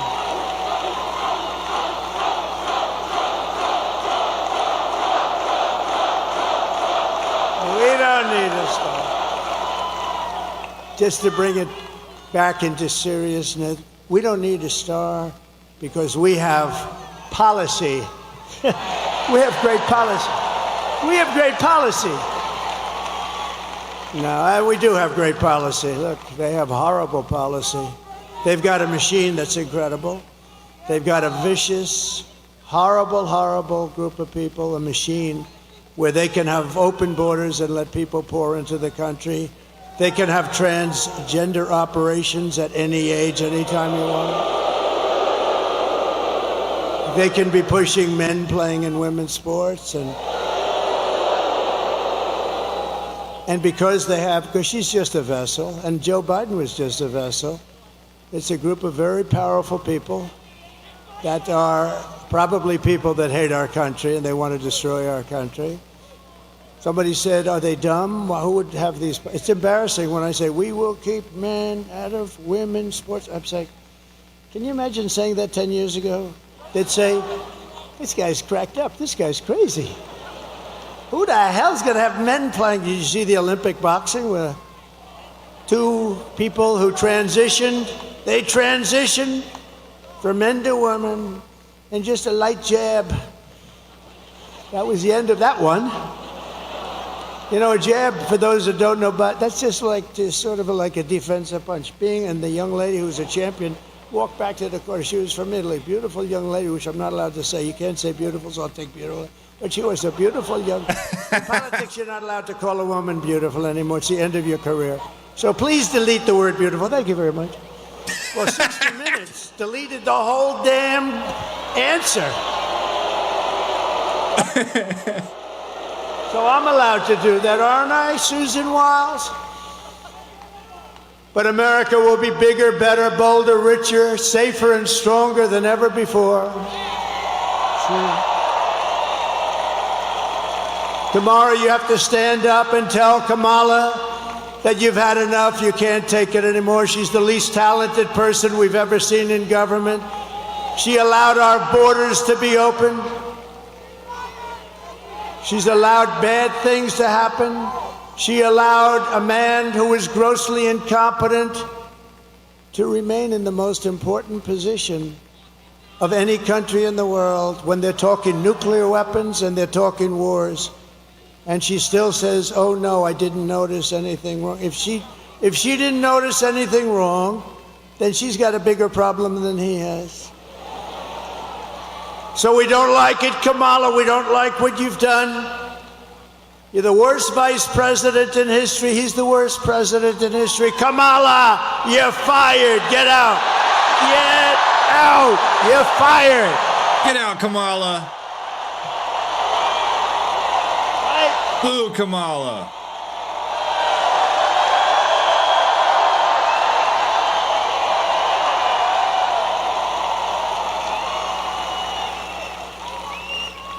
See, I consider all those guys back there with the big muscles, and it's not my thing, but I consider them really beautiful to me. They're beautiful people, and they are productive people. They make our country work and run. They built our country, they did. That's right. And then you had stupid politicians that let them down.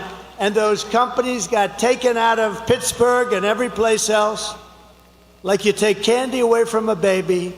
But now we have the exact opposite. If we win Pennsylvania, we will win the whole thing. It's very simple. That's actually true. He says that in every state just about, but that's true in Pennsylvania. And I do believe it is, I say you have to make, I do believe it is too big to rig. I think it's too big to rig. They'll try. And they are trying, you know, though. It's too big to rig. This is a big movement. This is, you know, we did great in 2016. Hey, thanks, Pete. I appreciate it very much. But a lot of bad things happened. He turned out to be a brilliant candidate from his basement that nobody ever heard. No, this is that big, powerful, vicious party. No, it's a vicious machine. I mean, they can take all these bad ideas and win elections. It's like there's only way you could do that. One way. There's only one way. But you know what it did teach us? In one way it was good because it taught us how bad a communist philosophy is, how bad a Marxist philosophy, how bad all of this stuff is.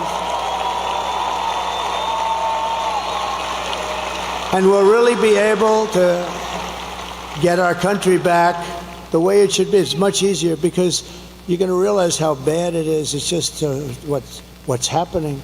When we go over the economy and the economic numbers over the last week, it's Herbert Hoover stuff, and I never wanted to be Herbert Hoover. Let me just tell you, the one president I didn't, and there was some that I wouldn't want to either, but in particular because I'm very good at business. I've always been good at business.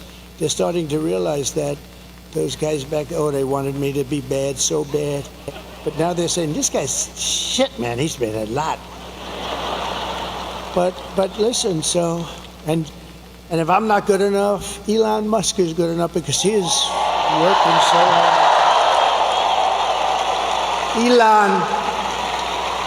Elon with that rocket. Think of that rocket 2 weeks ago coming down and those engines are blasting. And I said, man, a few days ago it left, it was a beautiful crystal white. Now it's all like fire blazing. They know about that. Like it went through a steel furnace, by the way, but that's what it did. 10,000 degrees coming down at like 20,000 miles an hour. So think of it, a car's going 90, you're going, this is like 20,000 miles coming down, 22-story building. Then it stops, starts flipping around, starts finding this crazy site in the middle of wherever it was. And I told this story, I hope I don't bore you with it, but I had this guy on the phone. I told it at another rally, and I don't want to bore. Did anybody hear this story? Should I tell it again? It's quick. I hate to tell it again. I hate to double up, but this is so I'm talking to this guy, one of the most important people in the nation, in his mind, only in his mind. And because I was president, and they say most likely like about a 96.2% chance. But we can't remember, if you remember 2016, I was given a 3% chance of winning. And then I won Florida, and it went to, think of it. So she was at 97, and I was at 3. Then I won Florida, she went down to 92. Then I won Georgia, then I won North Carolina, then I won South Carolina, then I ran the whole East Coast. And then people started going crazy. Remember the woman with the glasses and that big head of hair? She was screaming. I said to my beautiful wife, why is she screaming? We're going to make America great. Why is she screaming? But she was not too happy. I wonder whatever happened to that woman. She became famous. They were going crazy. Then she had a 55% chance. Then it was a 49%. They weren't crazy. But that was something. So based on what I'm hearing, he's at right now 4%. She's at 4%. And so we never want to take anything for granted. But we're really doing well. If you vote, here's the story. We have the ball. It's ours to win. The only thing I ask is that you go out and vote. Because if you vote, we're going to win.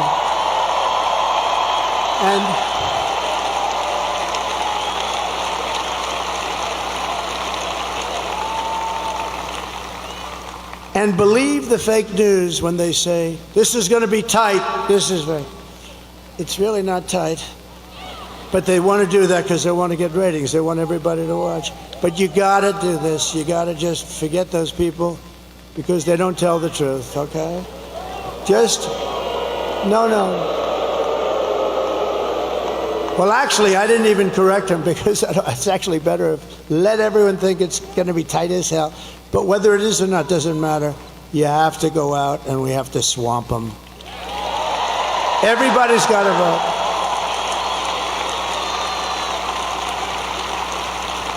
So over the past 4 years, Kamala has orchestrated the most egregious betrayal that any leader in American history has ever inflicted upon its people.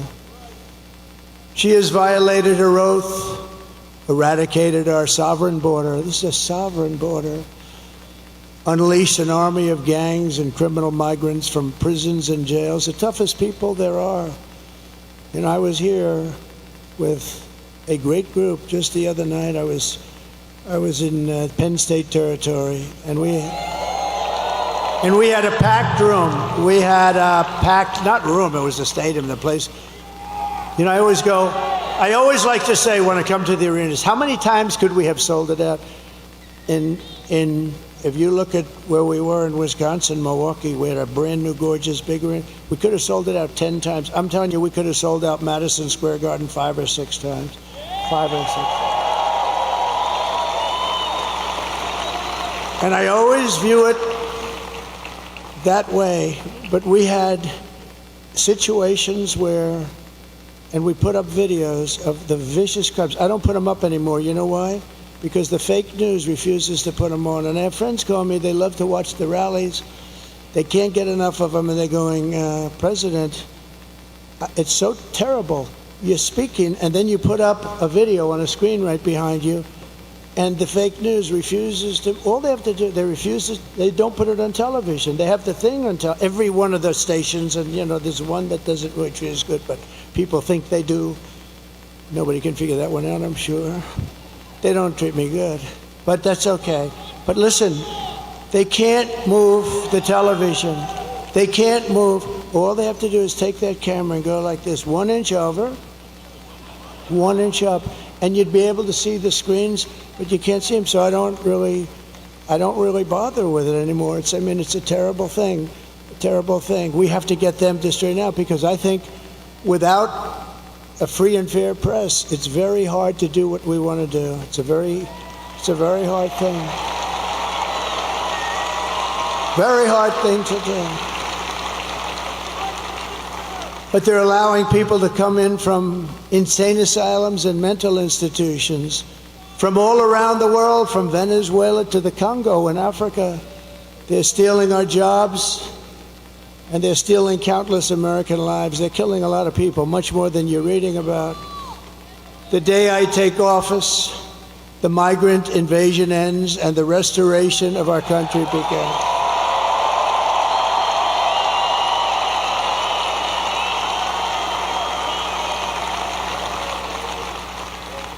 Oh, those Penn State guys, I wanted them to wrestle the migrants.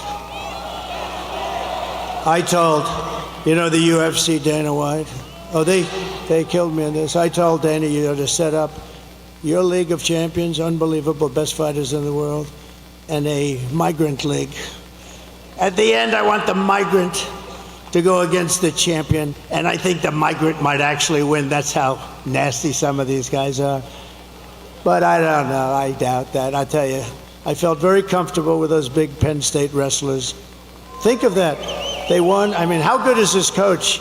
They won, in the last 13 years, they won 11 national titles. They won the title this year. And I had them up, I brought them up in the stage at Penn State. I was at Penn State. The place was packed.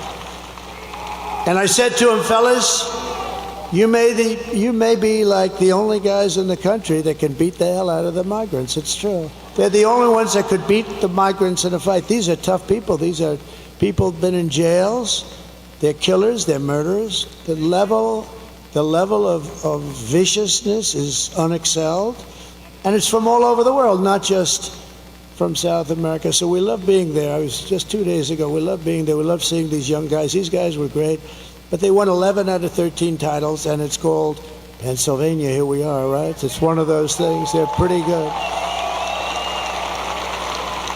But we have to stop because the United States is now an occupied country. We're an occupied. Can you imagine somebody getting up and making a statement? We are an occupied country. When you look at what's happening in Aurora, when you look at what's happening in all places, Springfield, how about Springfield, Ohio? We're an occupied country. And, you know, those are just the places you hear about. But they're taking over large sections of the country. Yeah, Colorado. Remember Colorado? They're the ones that started the movement. The governor, the weak, pathetic governor of Colorado, he's a radical leftist, and he's afraid of the people, the gangs from Venezuela. He's afraid of them. He's afraid to do anything. He's lost control of his state. But he was the one that wanted to have Trump taken off the ballot, even though I was leading all of the Democrats, all of the Republicans at the time. I was number one. And they went to the United States Supreme Court and got a 9-0 approval, but that Trump has the right to run for president. He wanted me off the ballot. And the people in Colorado, and you know who is more angry than the Republicans? The Democrats, the regular, not the politician Democrats.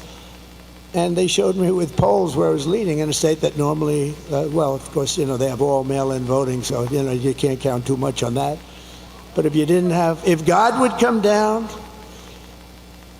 from heaven, if God would come down and be the vote counter just for one night, he'd only take 1 second, because, you know, God works faster. God works faster, Megyn, than anybody else I can imagine. Right? So we only need God for 1 second. He'll do the job. He'll do the job and he'll be gone.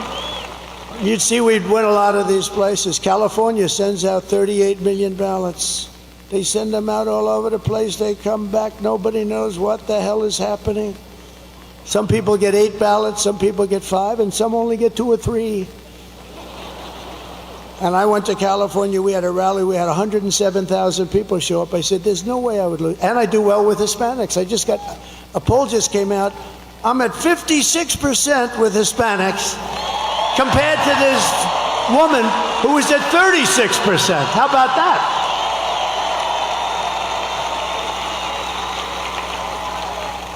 I think the Green Party got more than she did. I love the Green Party. Jill Stein, this may be one of I never met her, but she may be one of my favorite politicians. But it will soon be, think of it, we're an occupied country, but it will soon be an occupied country no longer. It's not going to be an occupied country. November 5th, 2024 will be Liberation Day in America. On day one, I will launch the largest deportation program of criminals in the history of our country.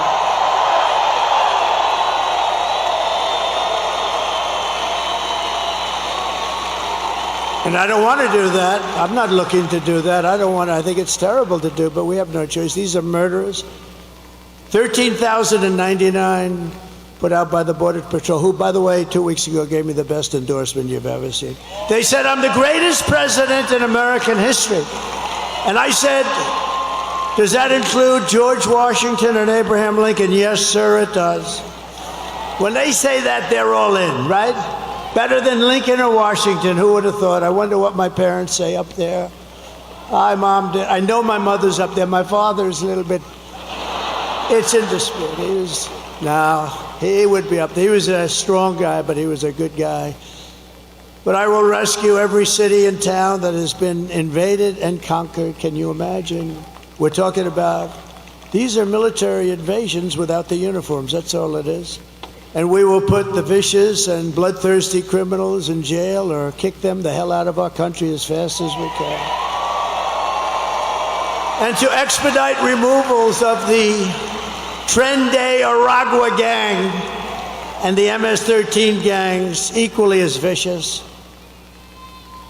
You know, MS-13 took two beautiful teenage girls walking to school in Long Island. For some reason, we took them out by the thousands. ICE. She wants to defund ICE. ICE. They're tough as hell, and they're also people that love our country. They took two young girls, and they sliced them into pieces as they were walking. They sliced them into, they didn't shoot them because that's too quick. They sliced them up and left them dead. Two young, beautiful girls walking to school. And ICE did their business. ICE went in and took care of them. But can you imagine? And now she wants to defund ICE. Let's defund ICE. No, these are rough people. These are bad people. I will invoke, and this is how far we had to go back, because in those days they didn't play games. I will invoke the Alien Enemies Act of 1798 to target and dismantle every migrant criminal network operating on American soil. And if they come back into our country, it's an automatic 10 years in jail with no possibility of parole. And I am hereby calling for the death penalty for any migrant that kills an American citizen or a law enforcement officer.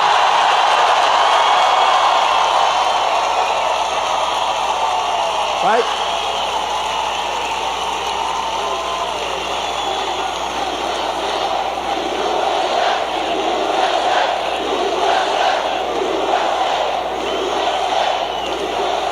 And I will ban all sanctuary cities in the United States of America.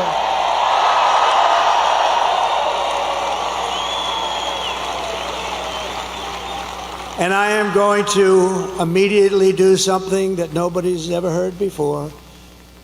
And I've wanted to do it for a long time, but I don't want these guys to do it because they won't do it properly. We will immediately stop the drugs pouring across our border. We lose 300,000 people. You don't lose 90. They've been saying 90, 90, 90. We lose 300,000. Everybody in this room knows people that were devastated. Their children mostly, but the parents too, they die. Fentanyl, they put a piece, take a pin, put a little tiny piece of fentanyl in the top of that pin, and that can kill 5 people. Put a little bit more, it can kill the entire town. This is what we're dealing with. Everybody I know is losing sons, children to fentanyl. We lose not 100,000, we lose probably much more than 300,000. So essentially that's a war, right? That's a war. We don't lose that many soldiers if you're in wars. So we lose 300,000 people a year to drugs entering from Mexico. And if they don't stop this poison from flooding into our country, and they can stop it by not accepting it from China, and I'm doing the same thing with China, we're going to tariff the hell out of them.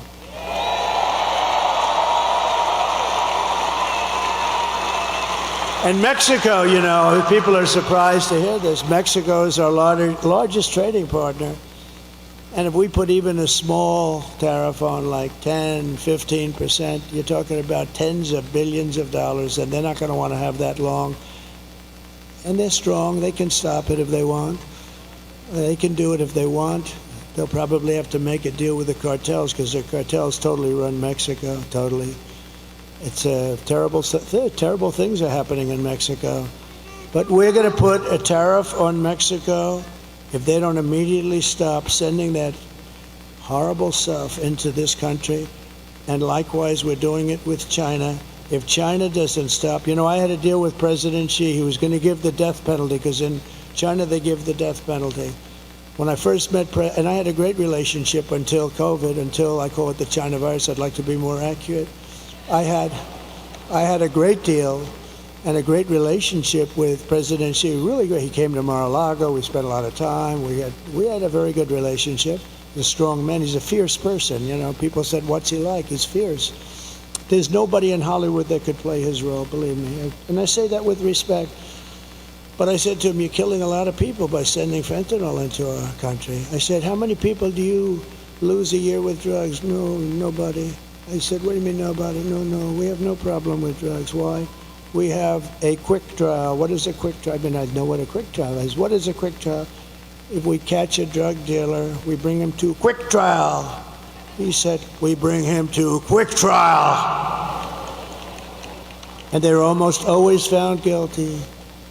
And then we send the bullet home to the family, and the family must pay us for the bullet. Can you believe this? This is a little different than our country. In our country, they'd lawyer up, they'd be going to trial for 30 years. But they have no drug, they have zero drug problem. And I said, "I want you to do me a favor." And we made a deal. You're killing our people.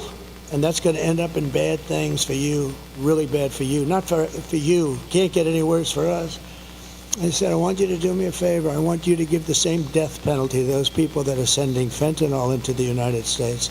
And if you don't do that, I'm going to tariff the hell out of your shit coming into the United States."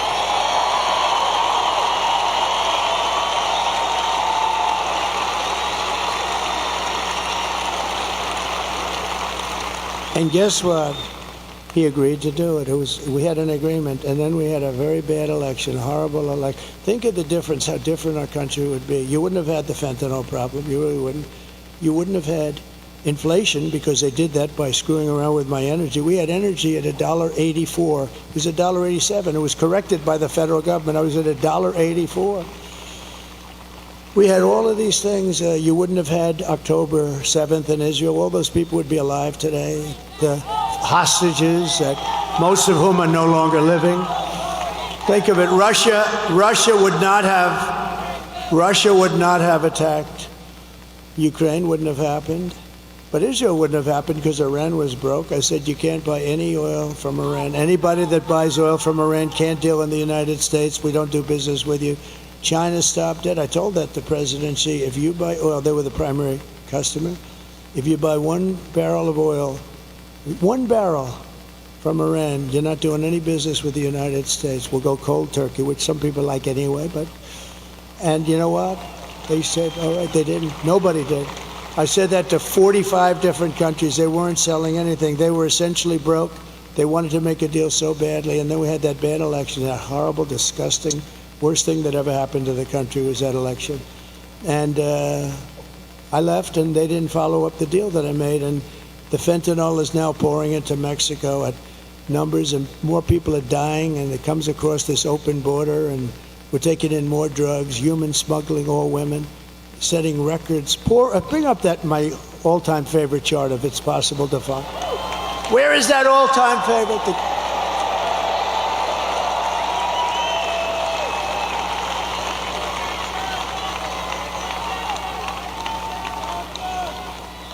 So the red arrow on the bottom, that's the lowest. It's done by the Border Patrol, not by me. It looks like something done by me, doesn't it? But that was my last day in office. Look at the red arrow.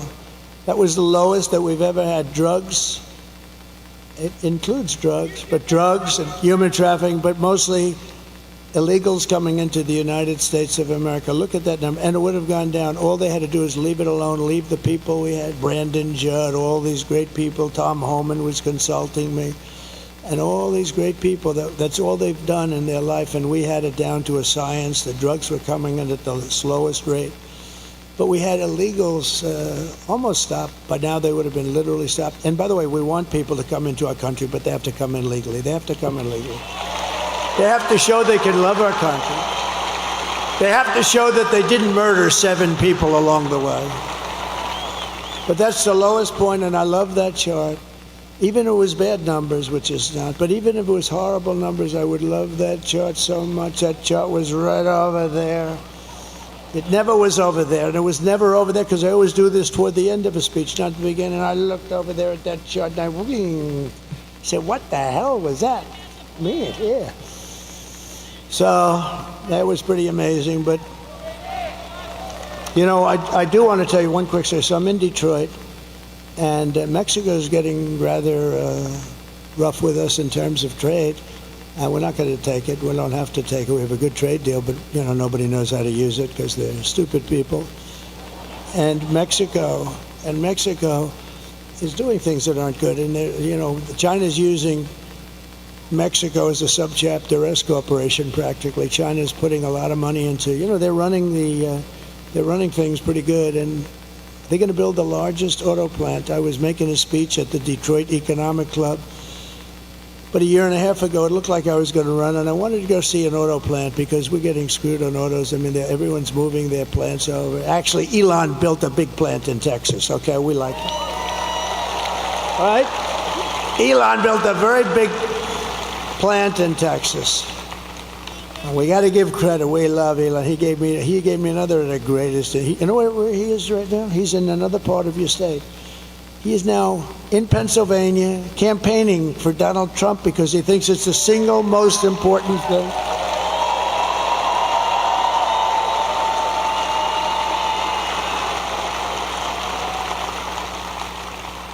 And you know, he said something to me that was interesting because nobody knows computers. That rocket I was telling you about, the way it laid down, he said that's all computers operating the engines. The engines are the easy part. He said the computers, it's tremendous computerization, the way it just shifted it over, so beautiful. But I said to him, what do you think about it? Because he really is watching this whole voting process. And he said, you know, computers are the greatest. He looked at some that were just shipped in, some of these vote counting computers. He knew it before it even came in the door. He looked like at the back of it. Oh, I know that one. I mean, he knows he knows this stuff better than anyone.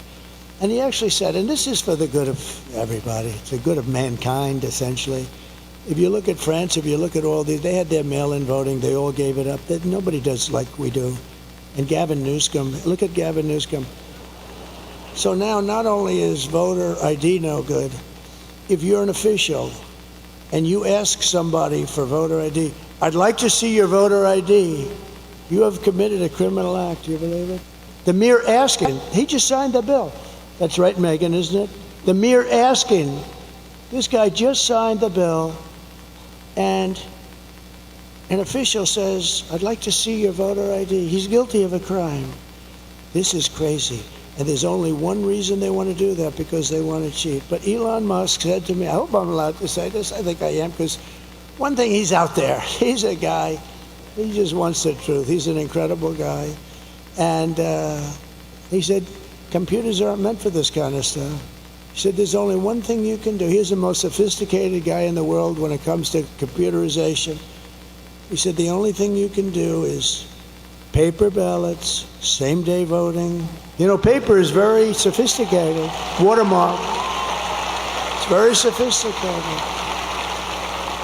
Paper ballots, voter ID, one-day voting, not 10 days where you say, oh, let's move these boxes from that room to this room because we're going to fix the air conditioning. And then the boxes never get put back, and you say, what happened to those boxes? Oh, no, one-day voting, he said. And he said also proof of citizenship. You know, it'd be nice. Very simple. And you'll have your answer as to who won and who lost by 10 o'clock in the evening. Nobody's going to dispute. France had it, 37 million votes, and we knew who won and who lost at 9:30 in the evening. That's the time that they said.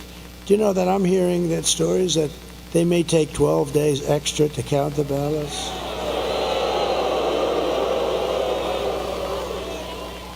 And bad things happen when you do that, although today we won a very good case in Georgia, where the judge ruled that no, they're not allowed to have unlimited extensions for the votes to come in.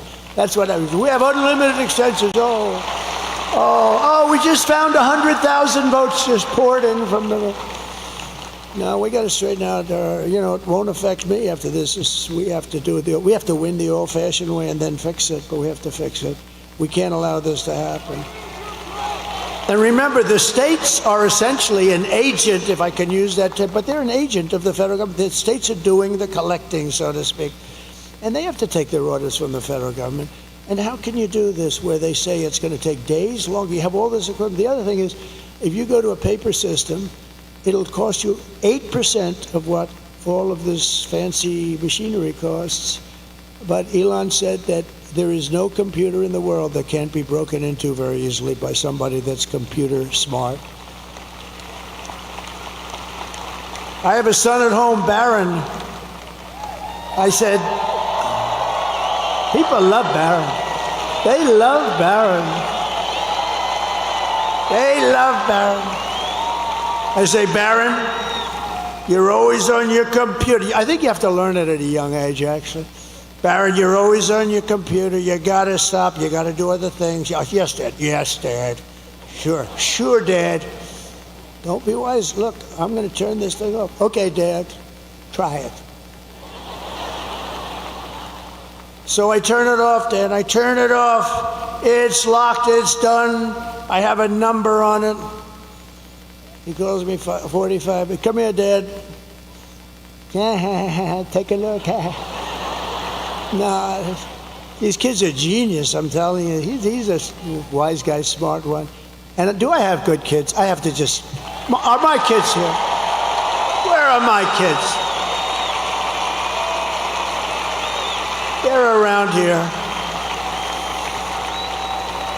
They're around here. Get them out here. I think I want to bring them up. 4 years...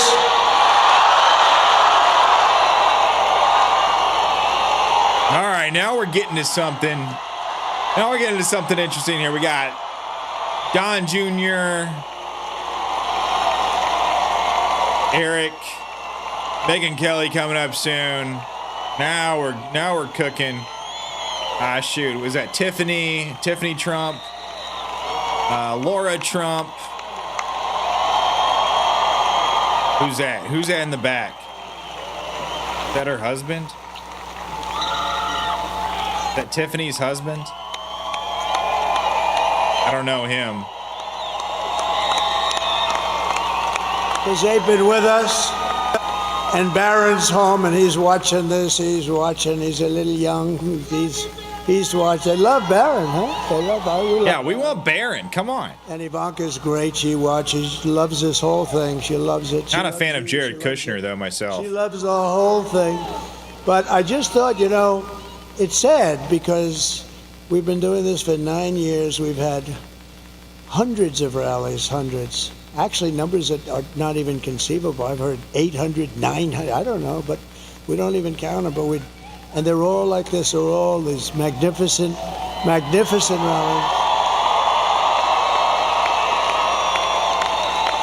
And this is the last one I'm going to have here. And I have one left, the whole thing. And remember, the rallies are the most exciting thing. There'll never be rallies like this. You're going to have some leading candidate come in 4 years. And honestly, if they're successful, they'll have 300 or 400 people in a ballroom someplace. This is never going to happen again. It happens every single time. And it's never happened in the world. There's never been. This is a movement that's never happened, and it's going to be a movement that's going to save our country. It's going to be a movement that's going to save.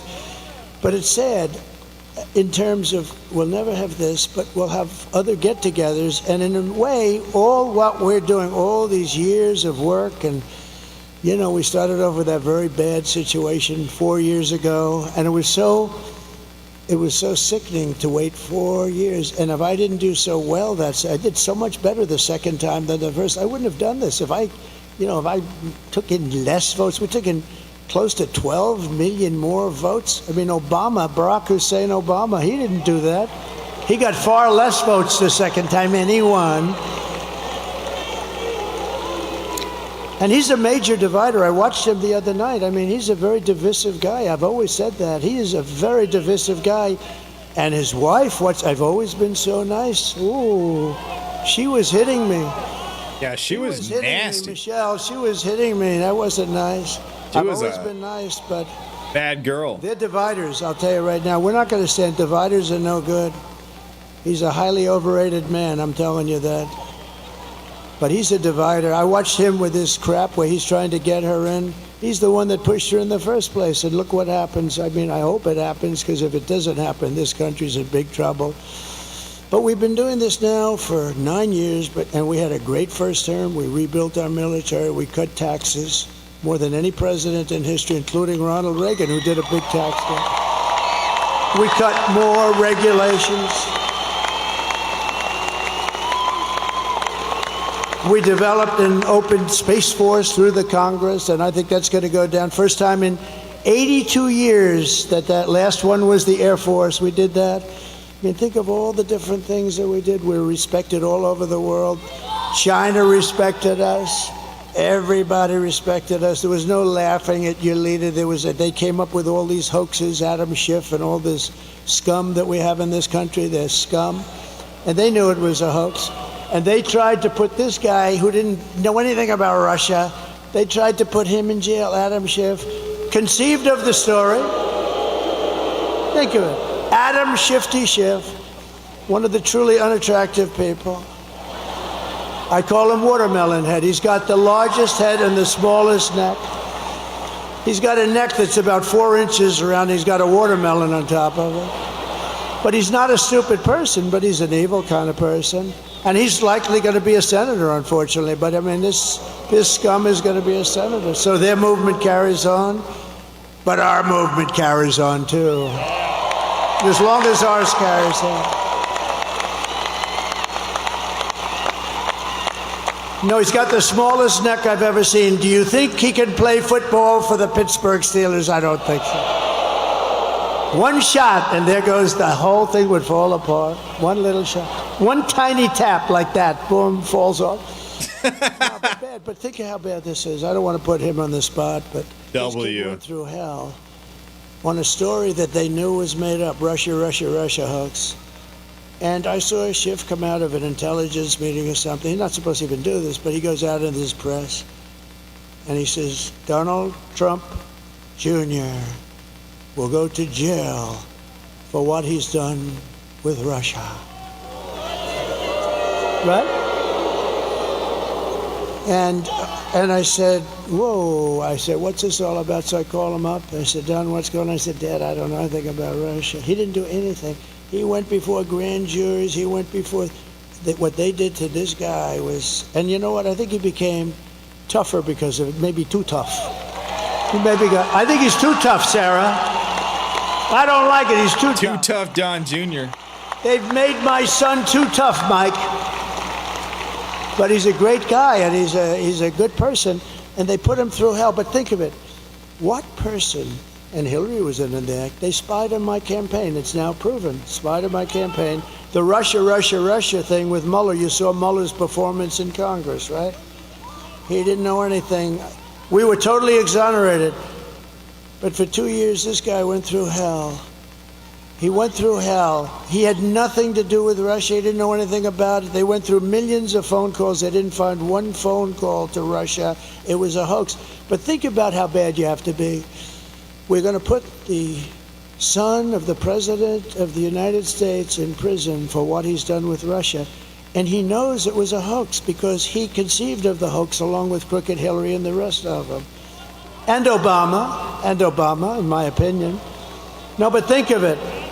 He conceived of a hoax, and he wants my son to go to prison. That is human scum, I'm sorry. And he'll probably go on to be a senator, and that's okay, because we have blocked them.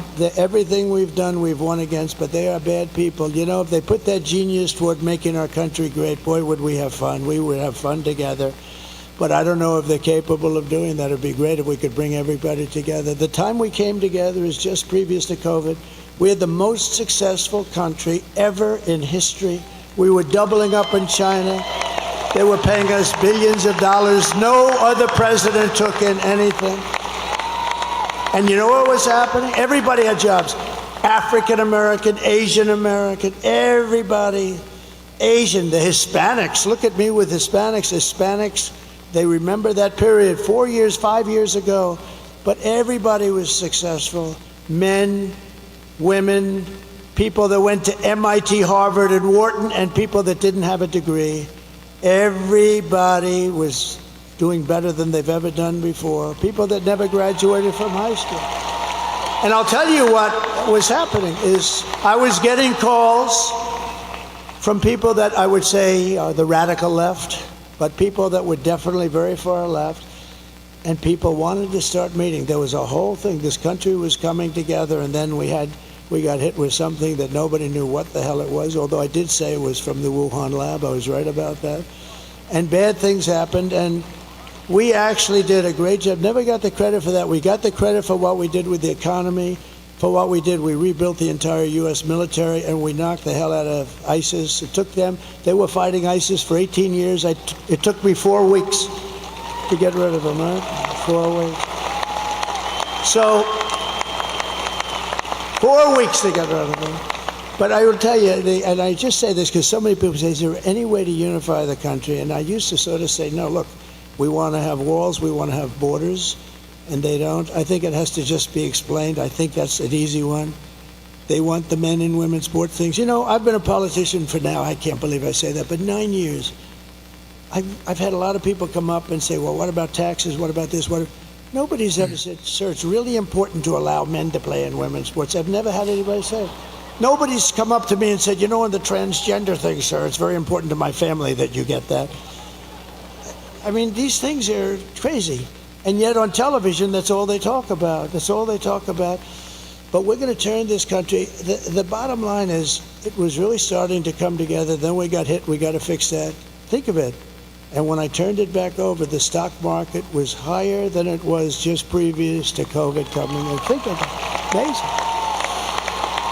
We handed them something beautiful, and they blew it. They blew it right out the window. It's terrible. They blew it, and now we're going to end up in a depression, frankly, if you look at the numbers that we are going to present in a second. But I just want to thank my kids because they are great kids, and they have been with me from the beginning. They've been with me right from the beginning.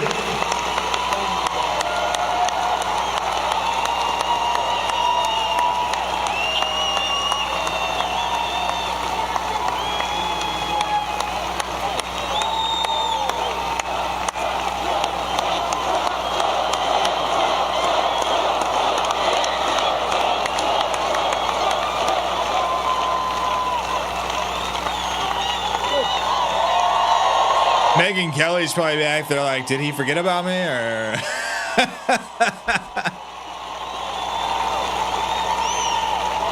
And I thought I should do that because we go to Michigan tonight, and we do one final. We'll do 4 tonight. But we go to Michigan, and I really thought I should recognize my children. So this is the second to last one. That's sad, because we've been together. I mean, look at these people, the front row Joes, the North Carolina women, the whole thing. We have people that have come to hundreds of the rallies, and we all love it. And, you know, they all love the country. Everyone they don't come to our rallies if they don't love the country, just because they wouldn't do it. But but here's the only thing in closing. We have done these rallies, and they were only done for one purpose: to put us in a position that we can be put in tomorrow to fix our country, because the rallies, otherwise it's just nice entertainment. So all of these rallies that we've had for years now, they're done to put us, and you know, after that last horrible situation, and so many bad things happened, China was immediately allowed to go buy oil, and Iran has hundreds of billions of dollars now. They had nothing. They were broke. And so many other things happened, and it's really sad. But we were put in a position with these rallies where, I can't tell you yet, but I mean, we're certainly on the 2 or 3 yard line, and the only way we can blow it is if you blow it. I've given you the ball. I mean, you got to go and vote. You got to vote. And if they vote, Susie, right? If they vote, it's over. And they know it. They know it. They know it. They've already pulled out of a couple of states, you know, states States like, the word is they pulled out of North Carolina, they cut all their ads, they're using the money someplace else. I even heard they ran out of money. They don't have any money with all the money they raise. And they get a lot of it from unions and this and that. Even though some of the guys were telling me, the steelworkers, they say the steelworkers are with you, just the top guys aren't. Because you know what? I don't even blame them. It's a habit. So many years, 50, 60, 70 years, they support the Democrats, like a habit. But they're going to do a lot better with me. I wanted to tell you one quick story because it has to do with these people, because I want to save their jobs, whether it's auto workers or steel workers. So China,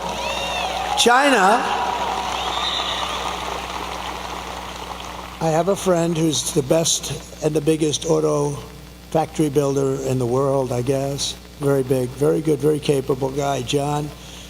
And I see him and we're talking about a year ago, and he said, yeah, we're building some big, oh, good, I want to see, we're building some big auto factories. Great, I want to see one. When can we go? I want to take a look, because, you know, I'm thinking about running pretty hard, and that's a big thing. We got to save Michigan, we got to save Detroit. Detroit's got big problems, but just generally the car industry, right? It's a big industry, we want to be at the top. So I want to see one of the factories. Okay, good, we're going to go down to Mexico. I said, I don't want to go to Mexico. I want to look at we don't build the big ones over here. What do you do? He said, it's just, we don't. It just doesn't work that way. So he said, as an example, we're building a really big one in Mexico right near the border. I said, who's the owner, the principal? He said, China. So China's building a massive. He said, it'll produce probably, we're going to go down to Mexico. I said, I don't want to go to Mexico. I want to look at it. We don't build the big ones over here. What do you do? He said, it's just, we don't. It just doesn't work that way. So he said, as an example, we're building a really big one in Mexico right near the border.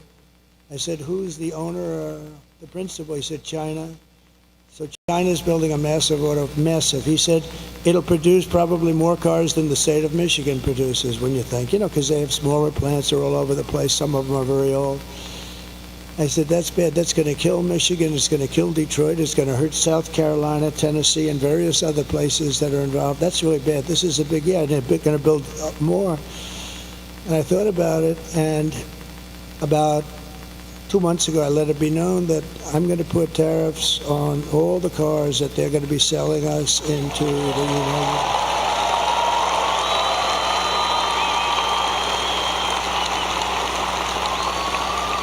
And I let it be known that the tariffs will be about 100%, and 100% tariff on any car that's made in these factories in Mexico, probably any car coming in from Mexico. Remember, I'm going to put tariffs. This is a big thing. I'm putting tariffs on Mexico. If they don't straighten out this drug, it's their problem. They're coming through Mexico, and Mexico's accepting this fentanyl, and I'm putting tariffs on Mexico. Every damn thing that they sell into the United States is going to have like a 25% tariff until they stop drugs from coming in. And let me tell you something. Those drugs will stop so damn fast that your head will spin. And I'm not playing games. I'm going to do that, and I'm doing the same thing to China. If they want to sell Mexico fentanyl at levels that it's going crazy right now what they're doing. At least we fought it like hell, and we did relatively successful. You can never, they put it in hubcaps of cars. It's tough. It's all over the place. It's genius, some of these devices they come up with. But I've told China, you want to sell, we're going to have a good relationship with China, hopefully. I want to have a good relationship. But you sell fentanyl into the United States through Mexico, we're putting a wars. I stopped wars. I stopped two countries from fighting each other that have nothing to do with us.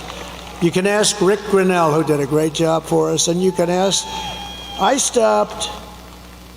Mike Pompeo, he's here. I stopped countries from fighting wars that had nothing to do with us. Just say, listen, fellas, you've been killing each other for 1,000 years. If you keep, and they both did business with the United States and made money.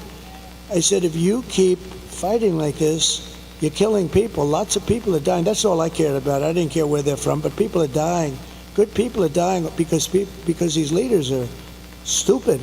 And so I said, if you keep doing it, I'm putting a 50% tariff on everything that you do business with the United States on. I'm talking to two countries. They call me up the next day together. We have resolved our differences. It didn't help me, but you know what? I saved a lot of lives. So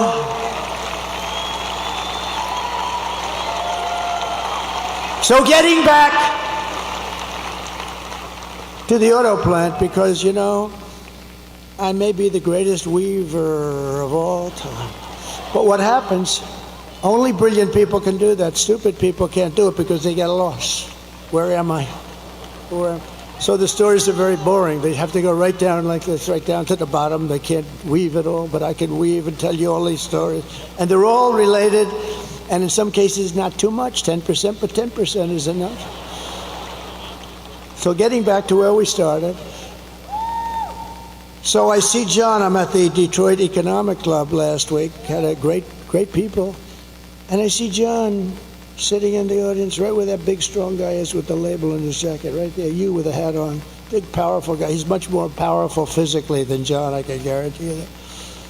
But I see John sitting right there, and I'm making a speech. I want to see John. I want to get this speech over with. I want to find out what the hell's happening with that plant. But I had told everybody that if they build that plant, I'm putting a 100% tariff on every car that stupid plant makes, because they're looking to hurt our country. And I did that and then sort of forgot about it. But now I see John. I say, do me a favor, that guy sitting over there, please bring him backstage after I'm finished speaking. They bring him backstage. I say, hi, John, how's that plant going where China's going to spend all that money to build a big plant that's going to hurt the United States and kill its auto industry? He said, sir, I was notified last week that they've given up the plant. They're not going to build it. They think you're going to win. And if you win, they think it's going to be a very bad experience for them. They're going to lose their show. And that's what happened. And I stopped it. And those guys back there, I took some pictures with a few of them, and they were hugging and kissing me. I said, get off me. Look at the size of those arms over there. They never kissed a man in their life. You know why? Because I put tariffs on China dumping steel in the United States, and every one of those guys is working now. Right? What? And they're I didn't all get that working one. now, and their steel plants are open. And I was just starting. I don't know. I bet that the one in the pink heart ad, I bet she's kissed the rank and file a couple men. The other guys are sort of like there's something strange going on. But I don't care. It doesn't matter. I don't want the other guys. I just want these guys. I'll tell you, the Teamsters supported Trump 62%, and they have a great leader. They have a great leader in the Teamsters, right, Steve? Sean O'Brien is a great leader, but he just took a neutral, and I think that's good. But he took a neutral position. But they took a vote with the Teamsters, and the Teamsters voted for us, and the firemen voted for us. I mean, everybody's voting for us. And I like union, I like non-union, I like everything. Depends where you are, but the unions have been amazing. But the steel unions, they were all going to go out of business. If I didn't put those tariffs on, there wouldn't be one steel plant in this country open, and that's a business, right? And that's a business we need. Look, I'm going to keep us out of World War III. We're not going to have World War III. But if we ever had, steel is a business you have to have. If we ever had a war, you need steel. War with China. Oh, do you think they'll keep selling us steel? I don't think so. We need more steel from China as we attack China. These people are crazy. So that's one of the reasons I like those guys. And it was a 50% tariff, and I would have lifted it higher, but they practically stopped. And all these steel mills are open today because of what I did. There wouldn't be a steel mill in the country. And these guys didn't have the guts. They would have never had the guts to do it. So 4 years of Kamala have delivered nothing but economic hell for the American workers and the auto workers, all workers. Her inflation disaster has made life unaffordable and cost families over $30,000 in higher prices. We've got to get the prices down, and we will. When we bring the energy way down, the prices are going to come down. It's very simple. It's not that complicated. When they took over energy and they made it like they're going to close up everything, the prices of energy went up, and that drives it. It's so big energy, it's so powerful. And we have more than any other country, but we don't use it. Just days ago, we had the worst jobs report in modern history with only 12,000 jobs that were created. We used to hearing 250,000 jobs. It wasn't as good as we anticipated. 12,000 jobs. That's like Walmart.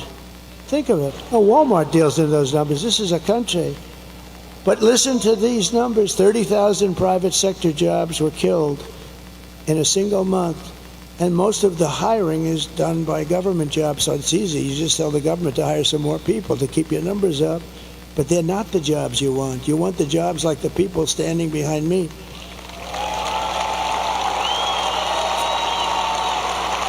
And listen, and nearly 100,000 manufacturing jobs were wiped out. And these are government numbers. These are not Trump numbers. This is not Trump. This is government. We get it right off the tabs. They were wiped out. 100 jobs, manufacturing jobs, were lost since the start of this year. 150,000 Americans joined the unemployment rolls in October. 150,000. And nearly 250,000 people dropped out of the labor force over a very short period of time. Just think, a few months ago, they had fraudulently claimed, these people are crooks, they had fraudulently claimed that they had 818,000 jobs created. And it was a fraud. And what happened is they wanted it because that was such a big number that it made the jobs picture not look great, frankly, because they're so far down. But it looked okay. It wasn't like a story. You know, they had a normal thing. So they created a fake 818,000 jobs, and they thought they'd be able to get away with it through the election. They wanted to get away with it right through the election and then announce a week after the election that they're going to revise the numbers. How would you like to be me? And that happened. When I heard this, I looked up, I said, thank you, God. Thank you very much. Because, no, how would you like to be me and have a phony, well, I sort of had that the last time, in all fairness, with all the phony crap, but how would you like to be me and let's say I didn't win because the economy looked like it was doing okay, and then you see that they fraudulently put down almost 1 million jobs on the rolls, and then they announced that we're going to revise the numbers downward. But they also did something else because they just revised past jobs report down by an estimated 112,000 fake jobs. So that's almost 1 million fake jobs, and the press doesn't want to write about it. But Megyn Kelly will write about it and talk about it, and others will, but they have to know about it. Meanwhile, 100% of the net jobs created in the United States of America has gone only to migrants. Migrants have occupied 100%. And these are depression-type numbers, and that's where we're heading. If she's elected, that's where we're heading. If she's elected, this is a depression. This is a 1929, and there was nothing worse than that. This isn't 1990s where it was not good, but fine. This is a 1929 where people were jumping off buildings. This is a 1929. It took 25 years to recover from that mess. And I always said, I said it before, the one president I don't want to be under any circumstances is Herbert Hoover. And that was done by bad tax policy simultaneously with lifting all sorts of other things that made it impossible for people. A lot of mistakes were made. But it took 20 to 25 years to recover. And I don't want that happening. And that's going to happen with her. She doesn't have a clue. She doesn't have a clue. And, you know, I just mentioned a name, but a woman who I saw the other night on television just ripped some poor idiot apart. Megyn Kelly is here, and she's doing... All right, here we go. Megyn Kelly. All right. She ripped a guy apart. Megyn Kelly in the house.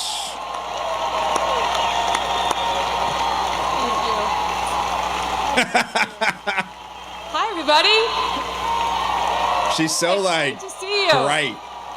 Can you believe this guy? Can you believe the energy and the stamina on this guy at his age? I'm ready to go to sleep over there. He's got another rally to go to till tonight. Let me tell you, first of all, one of the reasons why I wanted to come here, one of the many reasons I wanted to come here. When I launched my show 4 years ago, we had Mark Cuban on the program. You know? Yeah. Boo, Mark Cuban. You may have seen he was in the news this week. And he Rachel started going Maddow, on about Cuban. how bad America's race history was and how ashamed he was of America, and that's why he was at all these protests, and he felt it was really important to stand up and speak out about human rights violations. And then it got awkward when I asked him about all the money he was taking from China. But then he dropped a bunch of F-bombs, and I thought, I really enjoy this feeling of proving Mark Cuban wrong. And so Mark here Cuban's I an am idiot. at Everyone a Trump knows. rally, a strong, intelligent woman to prove Mark Cuban wrong again. Boom. W. Megyn Kelly. I won't take up much of your time, but I do want to tell you the main reasons I am voting for Donald Trump. Number one, immigration. He mentioned it. And people like Lake and Rowley. I'll be thinking about her tomorrow all day. 22 years old, killed in Georgia, a young nursing student by an illegal. I'll be thinking about Jocelyn Nungari, 12 years old, in Texas, murdered by 2 Venezuelan illegals. President Trump closed the border. Kamala Harris opened it by choice. It wasn't accidental. She said it would be humane. That's what she and her boss believed. Tell it to Lake and Riley's family. There was nothing humane about it. He closed it. They opened it. It was an intentional choice, and there's no reason not to believe they won't do it again. The boys should not be in the girls' sports. The boys should not be in the girls' bathrooms. The boys should not be in the girls' locker rooms. No tampons in Peyton boys' McNabb. bathrooms. North Carolina sophomore in high school slammed so hard in the face by a volleyball hit at her by a boy pretending to be a girl, she suffered traumatic brain injury and permanent paralysis. Kamala Harris looks at her and says, be kind, suck it up. And that's what's right. Why do our girls have to face brain damage in order to be kind to boys who want to invade their sports? And by the way, they are going into the women's prisons. She changed the law in California to make sure the taxpayers would pay for their sex change operations. She was not just following the law, she changed the law. President Trump will stop it.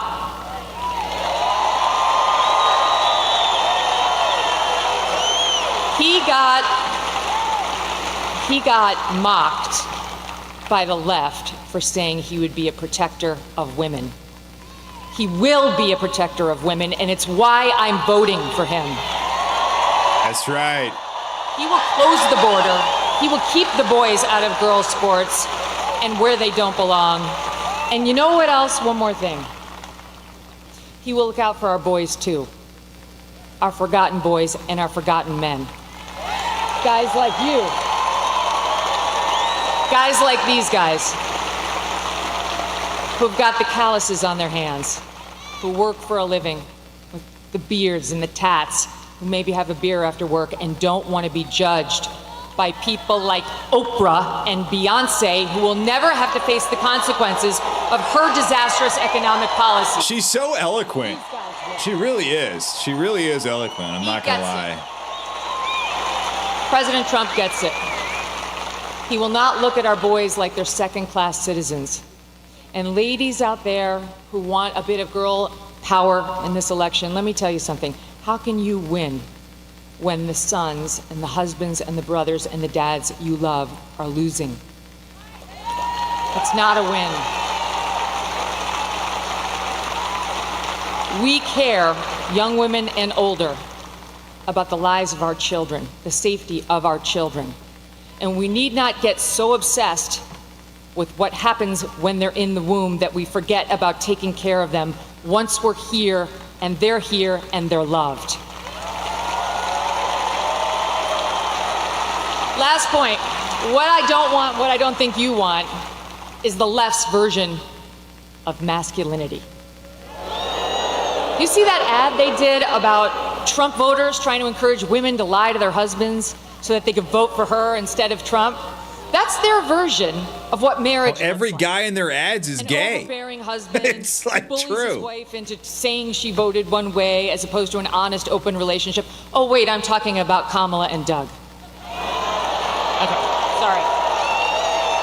Where was that story in the news? Where was that story? I don't remember a single media person, not one, who sat with him, asked him about the abuse allegations against him by a successful professional attorney who has great details, who has receipts, who has witnesses. No one even asked about it. I'm not into their version of toxic masculinity or new masculinity. I prefer the old version. All of you, and I prefer a president who understands how to be strong. There is no new version of masculinity. There's only masculinity. I hope all of you do what I did last week. Vote Trump and get 10 friends to vote Trump too. Good speech. I'm not gonna lie. That was a great speech. She's very articulate, very eloquent. Megyn, good job. It's kind of ironic how she was the one that got slammed by the Rosie O'Donnell joke, and now the whole thing was about women and Donald Trump being disrespectful to women. Now Megyn Kelly comes out and says Donald Trump is going to be a champion for women. So somebody that's ironic, very respected asked me to do his show 2 weeks ago, and I said, why not? And to me, it's very big because he's the biggest there is, I guess, in that world by far. Somebody said the biggest beyond anybody in a long time. Wait, Rogan? And his name is Joe Rogan, and he's never done this before. Wait, is he here?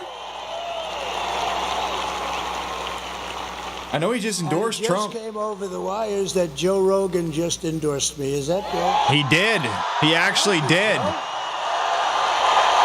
I'll pull it up. I just posted this. That's so nice. And he doesn't do that. He doesn't do that stuff. Here it is.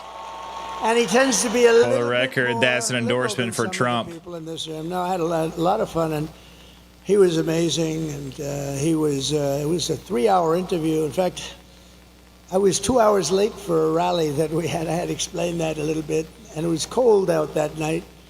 We flew, but we had to make it. We were more than 2 hours late, and they understood. I said, I just was interviewed by a very interesting guy, and he just kept going on. They called it a long form, and it could have gone a lot longer, but he was great.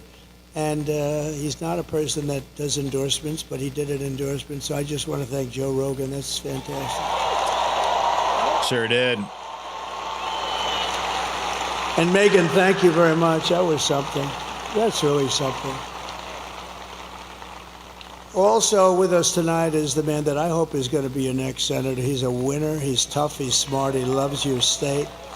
He loves your Commonwealth, and he will take this Commonwealth to new heights. He's just a spectacular guy, Dave McCormick. And Dave, I think, stand up, Dave. I think I looked at a poll before, and I think you're doing very well. He's against a survivor. The guy is a survivor. He's a lousy senator, doesn't do a thing. Do you think he's talking about fracking? That guy talks about fracking. He's not letting fracking get it disturbed in any way, shape. We'll double up the fracking and the jobs and everything else. She's totally against, but everything in his life he's done has been successful. He was tremendously successful in college. He was a really good athlete. I don't think he was a wrestler, but I think the Penn State guys probably could have taken him. What do you think, huh? What do you think? I think maybe, but you never know, right? You never really know. There could be an upset in the making. But he's been successful at everything. He went to Wall Street, became one of the most important people on Wall Street. And I just want to say that I hope you vote for him. He's going to be a great, great senator. The Commonwealth will be happy. You'll view it as a terrific vote.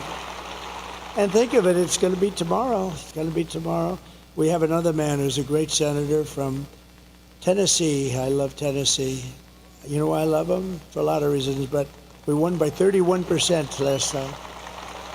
We didn't have to do this late night stuff with Pennsylvania, but I think Pennsylvania, I think we're gonna have a big number in Pennsylvania too. But I want to thank you, Senator. Bill Haggerty, please. Thank you, Senator.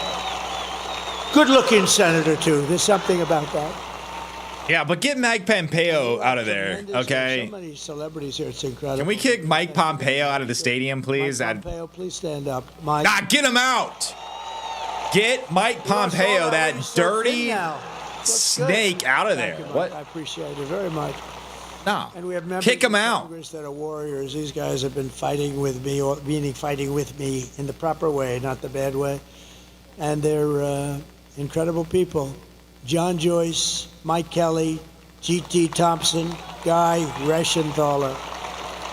These are terrific people. Honestly, I'm glad I want Trump to win, but I just don't understand why he's bringing Mike Pompeo back. I didn't hear that. I really don't. That's just gonna fight him. That's that all. just When you sucks. hear that stuff, I just don't see any rationalization for that. Fantastic. I heard really good. Thank you very much, Guy. I appreciate it. Former Congresswoman and Democratic, and she was a good candidate too for President of the United States, Tulsi Gabbard, a woman of great common sense. A woman of great common sense. And she just switched over to the Republican Party, so that's good. She was a Democrat. Then she became an independent, and then she became, thank you very much. It's a great honor. She's a fantastic person. I always said, I've watched her for a long time, and I'd say that's a woman of great common sense, because it's all about common sense. We can say conservative, it's common sense, and thank you very much. I appreciate it. A woman that we're very proud of. She started with us in the Oval Office in the White House. She became press secretary, and she then became the governor of Arkansas. Sarah Huckabee Sanders. Sarah, thank you. Beautiful, thank you. She's doing a good job, too. Oh, we have so many great people. So somebody that ran for president, and let me tell you, he was good, he was smart, he was so impressive to me, and he was, I watched the whole thing go on. They said, should you run? I said, listen, I got a 72-point lead over everybody. People want to hire a smart person, not a smart, to be president. When you're leading by 70 or 72 points, why should you go on a debate and have 12 people knock the hell out of you? Because eventually it's got to have a little impact. So I said, I'll sit out the debates, but I watched the debates, and I watched this man, and he was unbelievable, the governor of North Dakota. He's become one of the great oil experts. That state is doing unbelievable since he's been governor. And he was like me. He was a successful businessman. He made a lot of money, and he wanted to run, and he knew the state. He was in the state, and he ran for governor. He won. He's been one of the best governors in the country, very smart, and we got to bring him in because he's not going to be running again. I guess he's term limited or something, but he's not. And we're going to find a good place for this guy. We're not going to let him go. Governor Doug Burgum. Thank you. Thank you very much. Doug Burgum, I don't know. And his wife, Catherine. Catherine is phenomenal. He seems okay. The son of one of the greatest baseball. I don't know much about him, though. You think I don't know about Roberto Clemente? Oh. So, Roberto Clemente Jr., and I hear he's quite a player also, but I'll tell you, I remember his father in deep right field. I remember the throw. I've seen a lot of baseball, and I've seen a lot of throws. And baseball doesn't seem to be quite what it was. We got to do something about that, Too many stations, too many games, too late at night.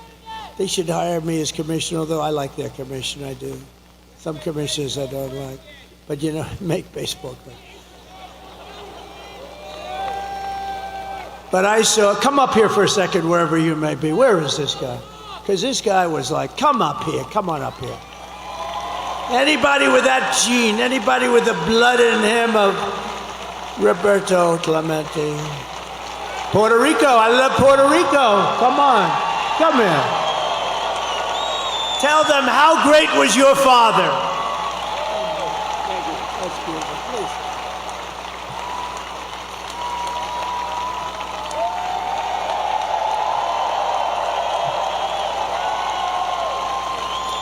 Hello, Pittsburgh. Well, one thing that I can say is that I'm very proud to be here. For the first time, I had to take a step forward. It is very important for me to support this man because I believe tomorrow is a change of time.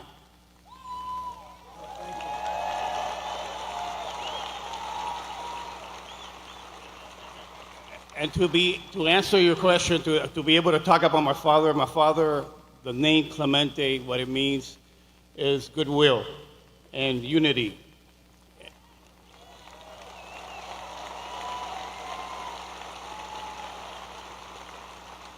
I believe that your team is going to bring it all home.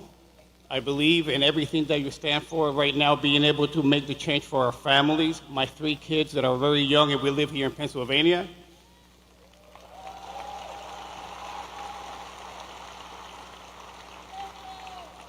And I told this man that I commit myself to helping RFK Jr. with our kids and making America healthy again.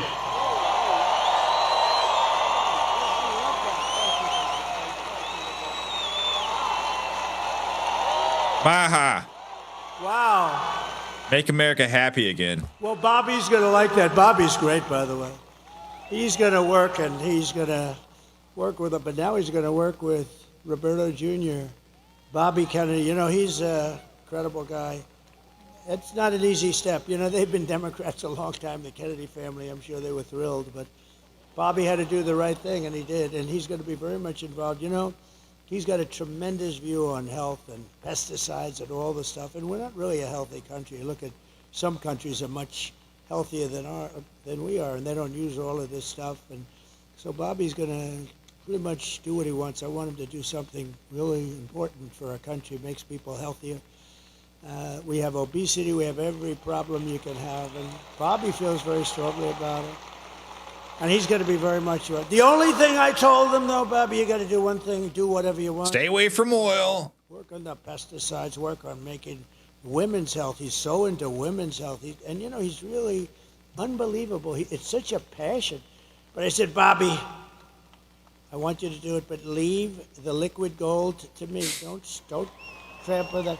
Don't trample on our liquid gold, because we have more than any other country in the world by far. Don't trample on that, Bobby. Let me just close your eyes. Let me just make our country rich as hell. So I got to keep him away from that. That could be a problem, but I got to keep him away from that. So that's so exciting with Megyn and Joe. That's so exciting. I mean, we have so many great endorsements. It's just really amazing.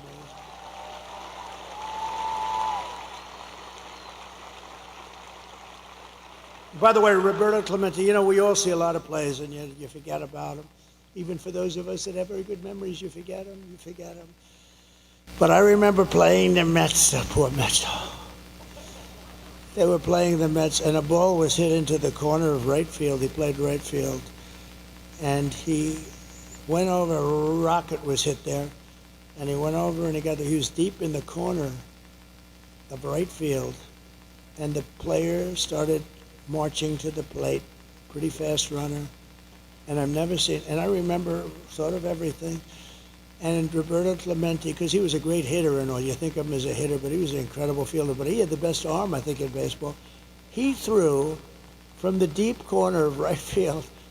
It was not possible to do this. A ball that never was more than 10 feet off the ground, a strike, and the runner was out, and I said, well, there go my aspirations about being a professional baseball player. It was the greatest throw I've ever seen to this day, and so I wanted to, it's funny, he was one of the greatest hitters, but I remember him more for the throw than the hitting even. So it's an honor, and Bobby is going to be thrilled, and I've heard so many great things about you, Roberta. We're going to get you lined up, okay? I love that. Thank you very much. That's a great honor. Also, Mayor J.D. Longo is here, and Sean Parnell. Man, he's got another rally in Michigan. He's going to be late. What's going on, Trump? Thank you, Mayor. He's going to be late to this rally in Michigan. Good job you're doing. And a couple of He's friends pushing of mine are here. Steve Witkoff, who's given so much money to North Carolina and any place that has trouble. This guy, I always bring him with me. You know what? Gotta see, what time is this rally in Michigan? Trouble.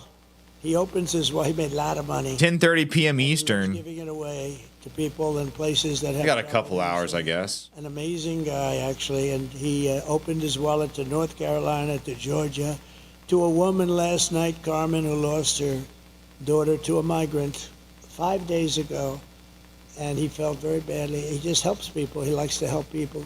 He's a great businessman, but he loves giving the money away. Thank you very much, Steve. Stand up. Thanks. Steve Witkoff. And another man who's with us tonight, Howard Lutnick. He's working on transition with Linda McMahon, a phenomenal woman. And he rebuilt Cantor Fitzgerald. His whole firm was taken down in the World Trade Center catastrophe. The plane flew right into him practically. He had the top 3 floors. Cantor Fitzgerald, one of the most successful firms on Wall Street. And he was riding down the road at West Side Highway, and he actually saw this happen. He said, oh my God. He saw it happen. He saw the plane go in. And you know why he wasn't there? He was always there at 6 o'clock in this morning. But for 5 years, his wife was saying, will you please take our child to school? And he said, no, I can't do it. I got to be in the office at 6 o'clock in the morning.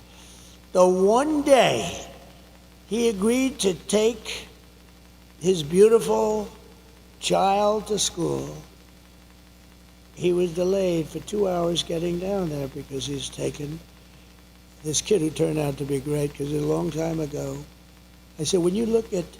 So, yeah, he's got to fly from Pittsburgh all the way to every single day, but he wasn't in Grand Rapids, Michigan. It's a 2 hour and 45-minute flight. He's got private, so it's probably going to take less than that on his jet. Hundreds of other people. But yeah, he's pushing it. He's really pushing it. A few people in Europe, his firm was wiped out. So that's what's going on. 1 second, it was wiped out.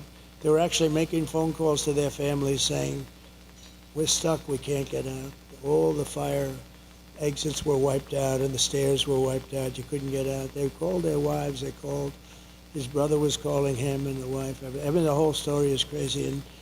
And they all died, every one of them, and he had to rebuild. He wanted to rebuild, and he rebuilt the firm bigger, better, and stronger than it ever was. And he gave a big chunk of the firm for an extended period of time to the relatives, wives, and family of the people that were killed. Howard Lutnick. Not a big fan of Howard Lutnick either, I'm not going to lie. I'm not a big fan of the guy. That's a great story. He's a great guy, and just one other group is here because this is, we are all inclusive, and if you see what's going on up in a really incredible place, a part of the country that's very incredible, but it's under siege.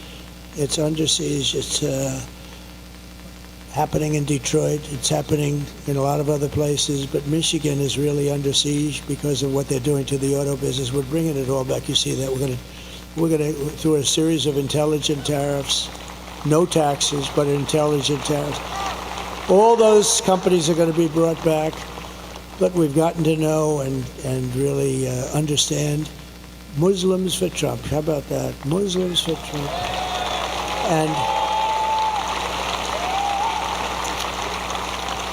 And it's become a big movement in Michigan, a beautiful movement. And you know what they want? They want peace. They really do. They don't want to be in wars. They're very smart.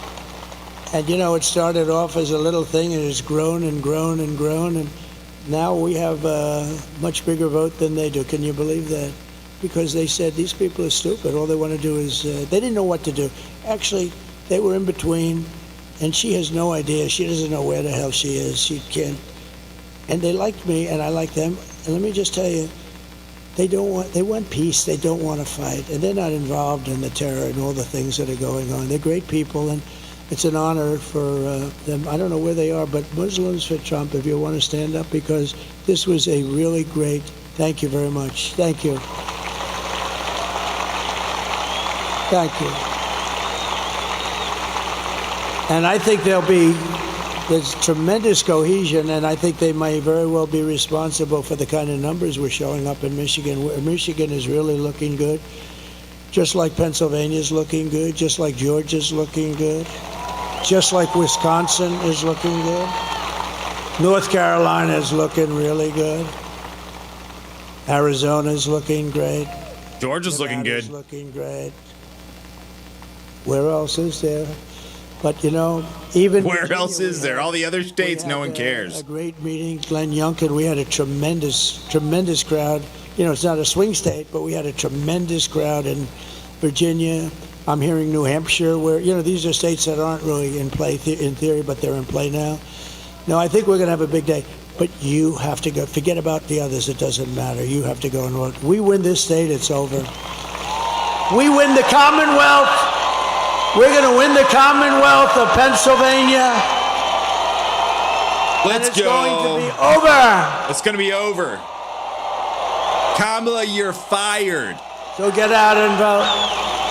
That's all I ask. In conclusion, with your vote tomorrow, we are going to fire Kamala. We're going to save America. We will cut your taxes, end inflation, slash your prices, raise your wages, and bring thousands and thousands of factories back to America and back to the Commonwealth of Pennsylvania. We will build American, we will buy American, and we will hire American. I will end the war in Ukraine. Would have never happened if I was president. I will stop the chaos in the Middle East, and I will prevent World War III from... You're very close to World War III.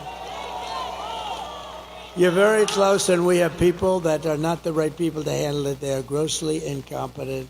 We will crush violent crime and give our police the support, protection, resources, and respect that they so dearly deserve. They know what's going on. They know everything. They know the names of the people that are coming into our country. They know everything about them. All we have to do is let them do their job. We will strengthen and modernize our military. I rebuilt it, but now a lot was given away to Afghanistan. Can you believe? They had a parade last week where they paraded our beautiful equipment down the middle of their boulevard. I don't like watching that. And we should have never let them have Bagram, the big air base that's just literally an hour away from China. We will build a missile defense shield over our country, all made in the USA, and a lot of it made in Pennsylvania.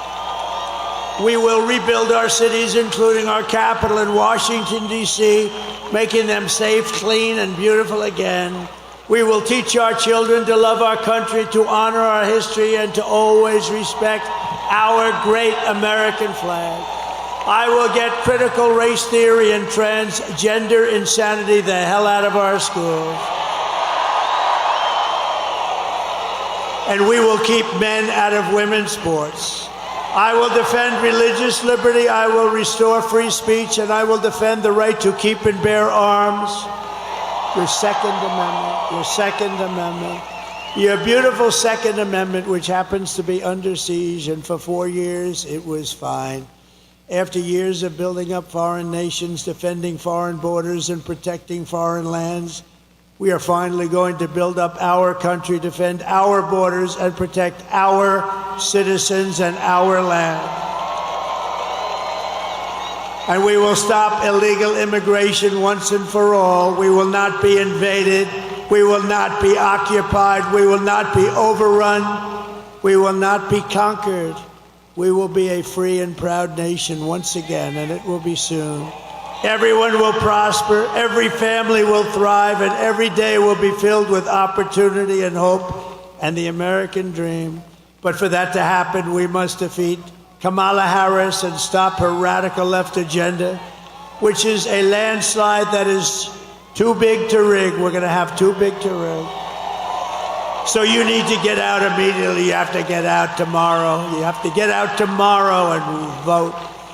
For the past 9 years, we have been fighting against the most sinister and corrupt forces on earth. They're the most sinister. With your vote in this election, you can show them once and for all that the nation does not belong to them. This nation belongs to you. It belongs to you. It was hard-working patriots like you who built this country, and tomorrow it's hard-working patriots like you who are going to save our country.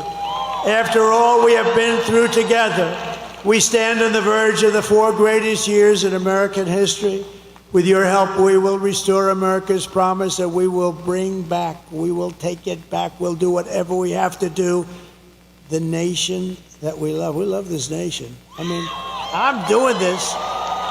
I could be in the most beautiful beaches in the world getting whacked by saltwater waves with sharks in it, by the way. I don't like that. I'd rather be here.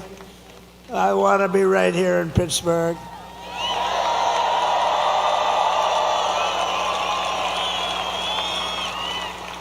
With those big, strong men back there.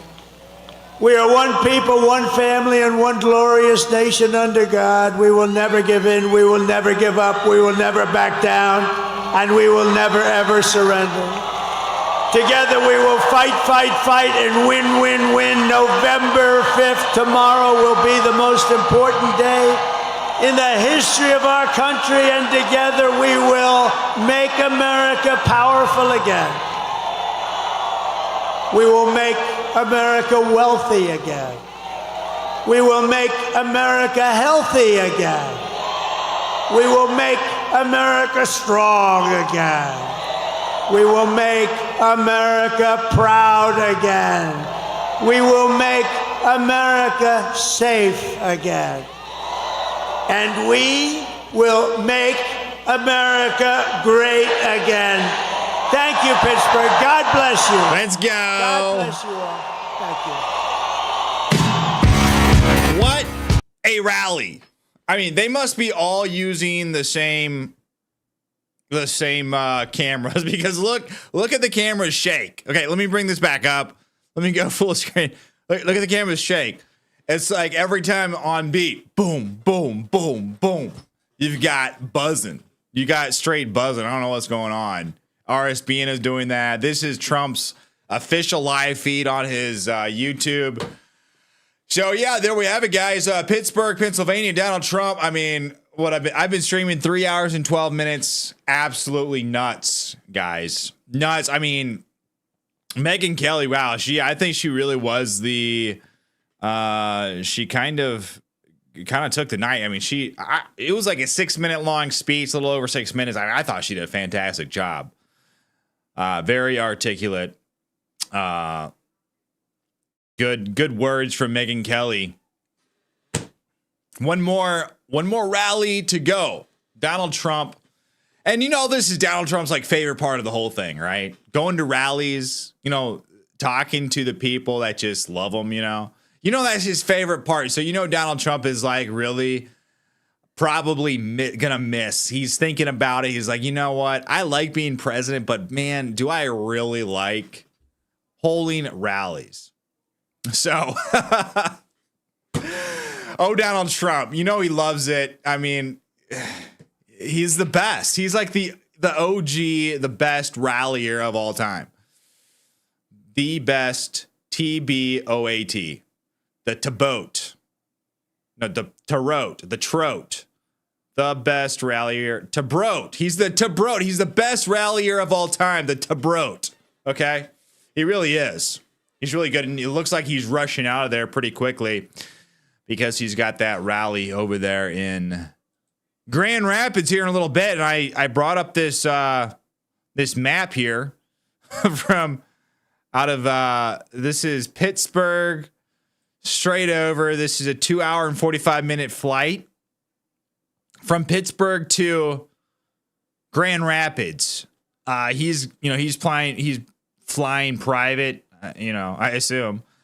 So it's probably gonna be a little less for him. I don't know. Maybe it's the same. I really don't know.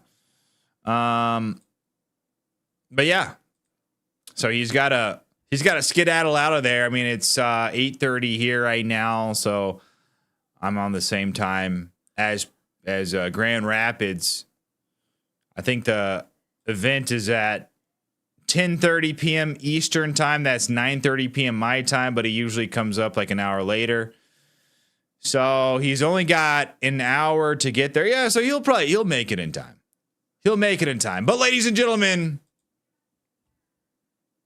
that's what we got. Oh, I wanted to play one more thing for you guys before I get off of here. I wasn't able to hear this, but apparently we're looking good in the polls. And Bobby Kennedy, RFK Jr., he's got access to probably some internal polling that, we don't get to see. And this was just released by Benny Johnson on X. I haven't listened to it, but I read the caption. It's RFK Jr. saying Trump will win in a landslide. Now, let's listen to this. Don't get overconfident. If you haven't voted, I mean, you have to vote because we have to win in a landslide in order to, close that that margin. The little what do they call it? Shenanigan margin, right? We got to close the shenanigan margin because the Democrats, they have that shenanigan vote, if you know what I mean. So let's hear what RFK Jr. said.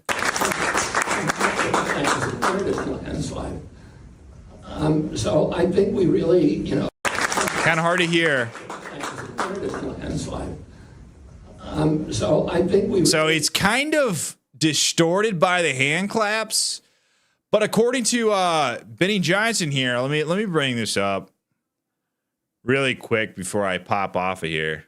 He says RFK Jr. just now, Trump will win in a landslide. So let's go. Hey, I'll take it. All right.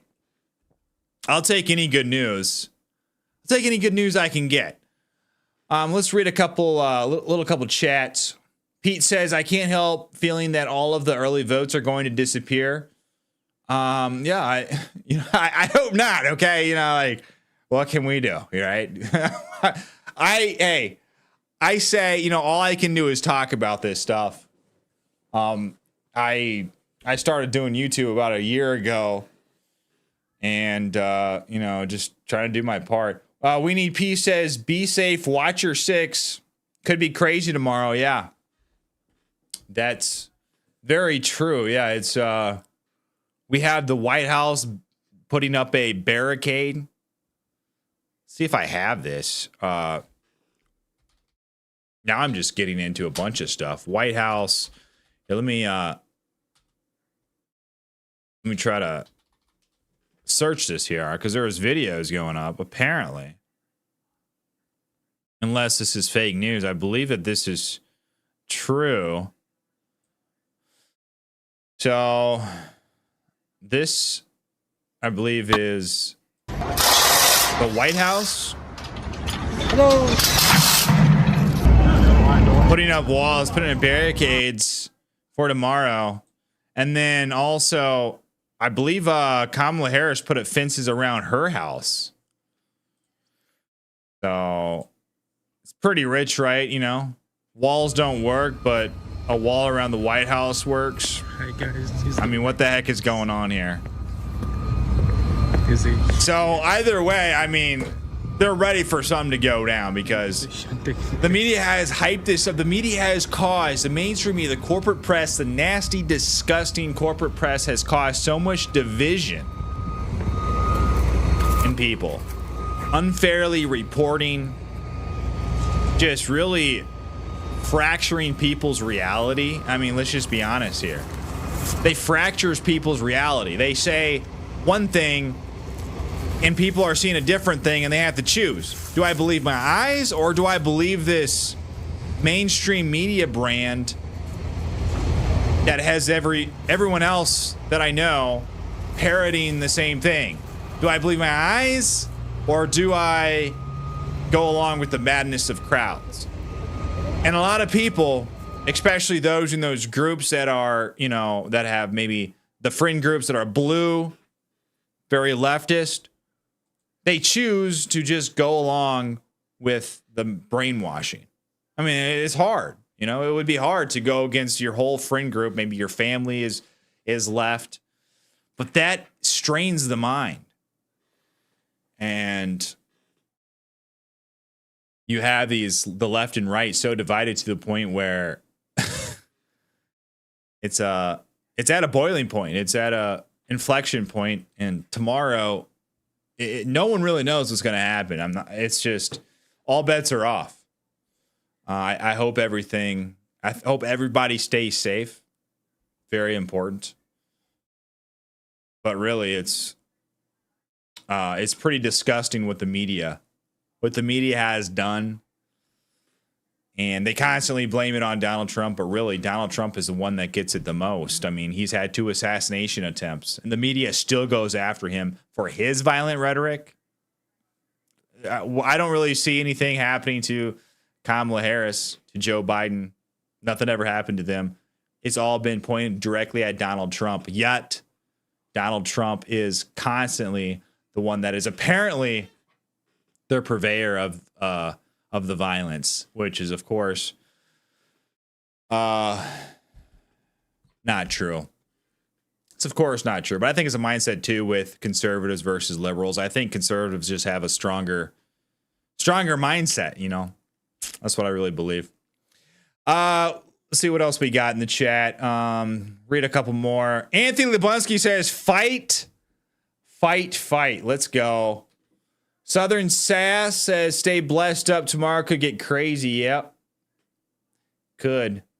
Corporal Oreo says, I'm feeling secure. President Trump will win. Ask my son to get me some non-alcoholic champagne. So what is that? Yeah, that Ghirardelli's. Is that what it's called? Michelle C. with good point. And this is what makes me feel a little bit more comfortable about what's going on. She says, Laura Trump has cameras in every voting location, 230,000 poll watchers, etc. Yeah. And believe it or not, it was like, I think a week and a half ago, I signed up to be a poll watcher in Green Bay, Wisconsin. I haven't gotten a response back, so I don't know. Maybe they're all filled up. But I would do it. If the RNC called me, I would answer the call. I'd be down. Bill Phillips says fencing and razor tops on them. Yep. Pete says Camellia is defeating herself, but we should give all the assistance we can. I saw another. I bookmarked this post. Okay, I haven't watched this one either yet, guys. So we have to watch this one together. This is going to be the last video. I promise. I'm going to get off here. Last video. So Camila is out door knocking. She's so desperate, she's actually breaking a sweat in Pennsylvania. Apparently it's very cringe. So let's watch this. I'm going to end it right after this video.